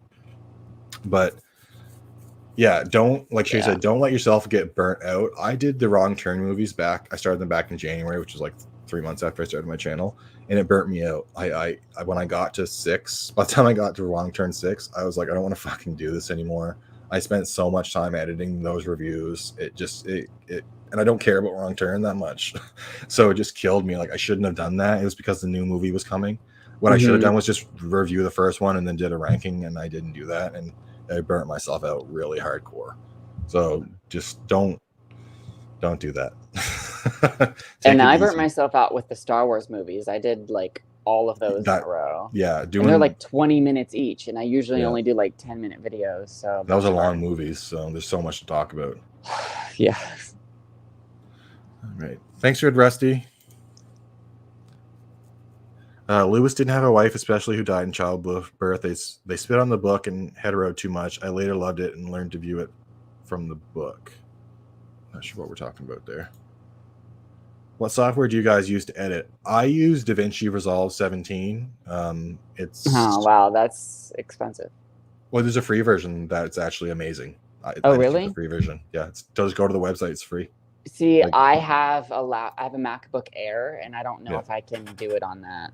Oh, okay. Because I used to have a MacBook Pro, and that's what I used, just because my film school paid for like Avid, DaVinci, and like a whole bunch of other of those like official industry stuff. Yeah. And once I graduated, the school stopped paying for it, and so I didn't keep Photoshop or any of it. I kind of got rid of it. The full version of DaVinci Resolve is like $300 or $400, but it's like a one-time purchase. So yeah, but it's a lot. I know. But the free version, I did like extensive research before I started my channel, and DaVinci Resolve free, like the free version, was better than like paid software is up to like $200 or $300 or something like that, just the free version. So I was like, DaVinci Resolve is the one I'm going with, and it's been great. It's really easy to use, and like anytime I don't know how to do something, I go on YouTube and type in DaVinci Resolve 17 blah blah blah, and it shows me right away. Yeah, that's nice. I had like the first 8 or 9 months of my channel, maybe even like the first year, I had an older iPhone, so my video quality only goes up like to 1080, and it still doesn't even look that great. But I have a new phone now, so like if you go and like watch some of my most recent videos of like the past like 3 or 4 or 5 months, I shoot in 4K, and like I literally just do it off of my iPhone, and then I edit it in iMovie, and then I just export, and it goes right into my, photo library, and then I just upload it from the YouTube app. So in case you're ever intimidated by like too many softwares or too many this, it doesn't always have to be that. I literally just set up my phone in my room. I change the setting recordings from normal to 4K, and then I just edit it in iMovie, and that's it. Yeah, like don't worry about having to put out like, especially when you're very first starting, don't worry about trying to put out like a dead meat level fucking video. The important thing is just get a video out there, just talk, give your opinions, let people know what you're all about. And that's really what's going to bring the subscribers in. Not to mention Dead Meat's channel, like the first month or two is really rough compared to how they operate things now. And even back then, even back then, that was a planned thing. Like they went into that months and months of planning and had several people doing a bunch of different things, like with professional software. Not everyone just has that laying around. No. Yellow Bread says, great advice, thanks. I did a YouTube channel about 10 years ago that was moderately successful, but long since deleted. So it's definitely food for thought. It's always seen as a personal project. Yeah, if you're going into it with the like intent to make money, unless you're gonna do like the like, I don't know, like this fucking prank shit that everyone's doing now, and like, you know what I mean? Like it can feel, I feel like that would be a way to get burnout quick, is if you're going in it just for the money. Like do it because you want to do it and you love movies or whatever you love, and you want to talk about that. I wouldn't necessarily jump in thinking you're going to make $1 billion off your first year of videos or anything like that. No. Evil Bread, I got a friend who's a professional editor and stuff who said he'd do it. Listen, if you got someone who's going to edit your videos for you, hop on that, because editing is as fun as it can be. It's the hardest part. So draining. Yeah, it's so draining. Like especially if you're doing a big like when I did, what was it? One of my ranking videos, even my reviews, my wrong turn reviews, those took so much fucking work breaking down the movie and all the little 3-second clips, because if you use too many clips you get a copyright thing, and like it's just so much. That's another thing on my channel. Mine is specifically because it's my hobby, it's my like fun thing to do. I think like 90% of my videos have a copyright claim, not a strike. Yeah, a claim's okay. But a claim, as to where like if I ever get to the point where I get monetization, I'm not going to be getting that. But I don't care, because when I started doing this, I just graduated film school, and I've never heard anybody kind of talk about the things that I'd wanted to talk about, or no one had ever liked the things that I'd liked. And people were always like negative. I'd never seen just someone be positive on YouTube before with a review. Yeah. And I wanted to like document my youth, and I've been doing this for almost 2 years now, and I'll go back and I'll look at when I was like 21, and I'm like, wow, like that was my life. That's how my room looked at the time, Yeah. So if like 10 years goes by, I can be like, whoa, look at me when I was 20, Maybe when I'm 90, I'll be like, this was me when I was a kid. Yeah, it's true. This is all going to be online. That's why I like doing stuff. Document my life. That's why I like doing stuff with like on other people's channels too, like featuring Camp Blood Media or featuring Josh Weave, because it's cool having all that stuff up there. Like you search your own name, get to see all this stuff come up, and it's a lot of fun. Red Rusty says, I have no Patreon, no monetization, can't speak. I just sit in front of my cam and talk about my favorite music and movies. Never intend on making a penny from it. Doing it for me and horror, metal, rock fans. Exactly. You just got to do it for yourself. And if something happens that you happen to like blow up, then great. But you just got to do it because take you love the advantages from there. But like I've seen a lot of people have been doing those. I think it's like Alibaba music reactions, and they're getting like 30,000 views. But I know jack all about music, so I'm not about to do a reaction to a music or a song that I don't know anything about. Yeah. Evil Brad, I studied film and media, but editing was by far my least favorite thing. See, I like it, but when you're in a time crunch and you want it to be like a certain way, it can be a lot. When you crave editing, like I've done like fan edits or like, screen recorded a bunch of clips of my favorite like characters and put like some music behind it for fun. But when it's like a job. It's like when you have to get it done. Yeah. It's no matter how fun it is, when you have to get something done, it's a chore because it needs to be done. Yeah, there's been times when I've been like up at like 3, 4, 5 a.m. just 8 hours of editing straight, just trying to get a video done for the next day, and it's like it can be a lot. I've kind of slacked off a little bit recently because I'm still trying to get I'm looking for like a new apartment and stuff, and once I'm like more solidly in a spot, I'll be pumping out like more pre-recorded videos, but right now it's just so much easier to do the live streams and just let them go up afterwards because there's no 10 hours of editing 2 days in a row or something like that to get it done. 100%. Go ahead. Sorry. I know that it's not that much, but there is like the slightest lag, and I'm a talker, so like every once in a while I just we'll just keep going. Oh, so I didn't even realize there was lag. Oh no, it's just that like I'll think that there's like a space to say something, but you're not done talking, and I'm like, oh, I look like I'm interrupting. Oh no worries. I was gonna say the final comment here is Red Rusty.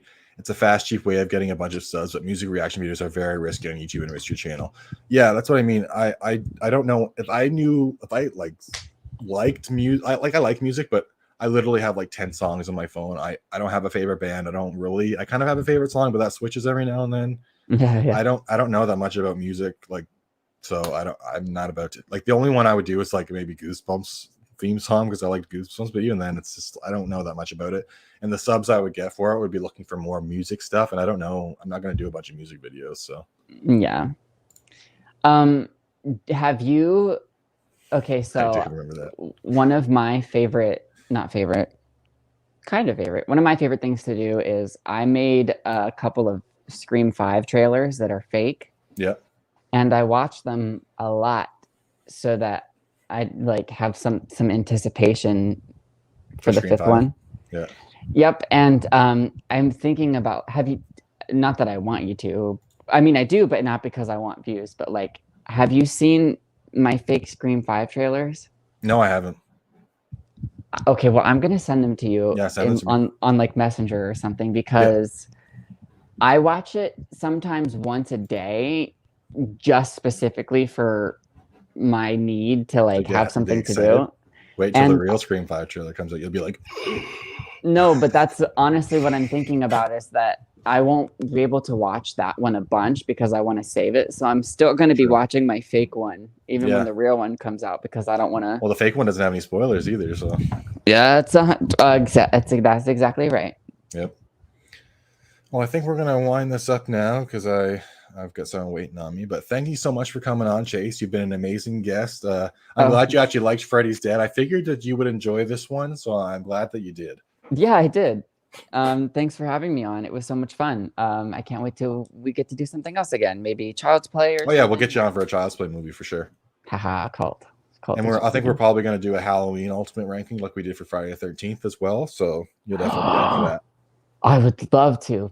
Yeah. Yeah. What do you have coming up on your channel? You can just. So every week I'm going to be trying to put out a Child's Play review until October, whenever the series comes out. Yep. I just posted the first one yesterday, And Destiny's very busy, but every once in a while we try to like live stream something together. So I don't know if we'll have time for that in August, but for whenever we do, keep a lookout for whenever Destiny and I do something live. Ooh. And Destiny's great as a co-host. Yeah, we are very. She's very so easy to make mad. See, that's not at all why we're friends. No, she knows it's a joke. I like to give her a little nudge with the Halloween movies and stuff like that. I love. See, and that's why she loves me the most, because I don't give her a hard time. See, I defend her against the other guys who give her an even worse hard time. I know, they love to pick on her. Yeah. She puts them in their place, so that's what I like about her. She doesn't take any shit. So thank you, little bread. Well, thank you so much in the comments too for joining us. As always, you guys are amazing. We couldn't do this without you guys. All your comments and suggestions and little like facts about the movies are really awesome to hear about. Like stuff that sometimes we don't even know. Like earlier when you were on Chase, they told me Clive Barker was gay, and I was like, I didn't know that. I didn't either. So Don Mancini, Clive Barker, two awesome horror directors that are gay. Like that makes me feel a lot better. So yeah. And also just thank you, Josh, because this is like the first time you and I have had like a one-on-one solo thing. no, and whatever Child's Play, like I think we were talking about Colt, we'll just have you on for that one, and then if you want to join another one, we'll have like you and Destiny on for another one or something like that. Oh, and New Nightmare is coming we got up. new Nightmare next week, so stay tuned for that, everybody. We've got the new Nightmare watch party, Freddy versus Jason, and then the remake. So we've still got 3 more Nightmare watch parties. I'll probably start my Child's Play watch parties before these ones end, though, just because the Child's Play series is coming up. But that's releasing once a week, so I won't have to worry about getting it finished before the movie starts. But we'll definitely get you on for one of those. Yes, I'd love to. And just thanks for making me feel so comfortable. I had fun. Oh yeah, no, you're a great guest, so I'm perfectly happy to have you on again. Definitely. White Eye says react to bad moon movie from the 90s and put it on YouTube. But see, that's the thing. I don't know if I can react to. I have to see what the rights are for that movie, because if I upload a movie to my channel like that, I could get a actual copyright strike. So I don't. Bad. Yeah, I don't want. If I get 3 of those, my channel is just deleted. So I don't want that to happen. But I'll definitely look into it, White Eyes. All right, everyone. Thank you so much for joining us. Until the next Nightmare.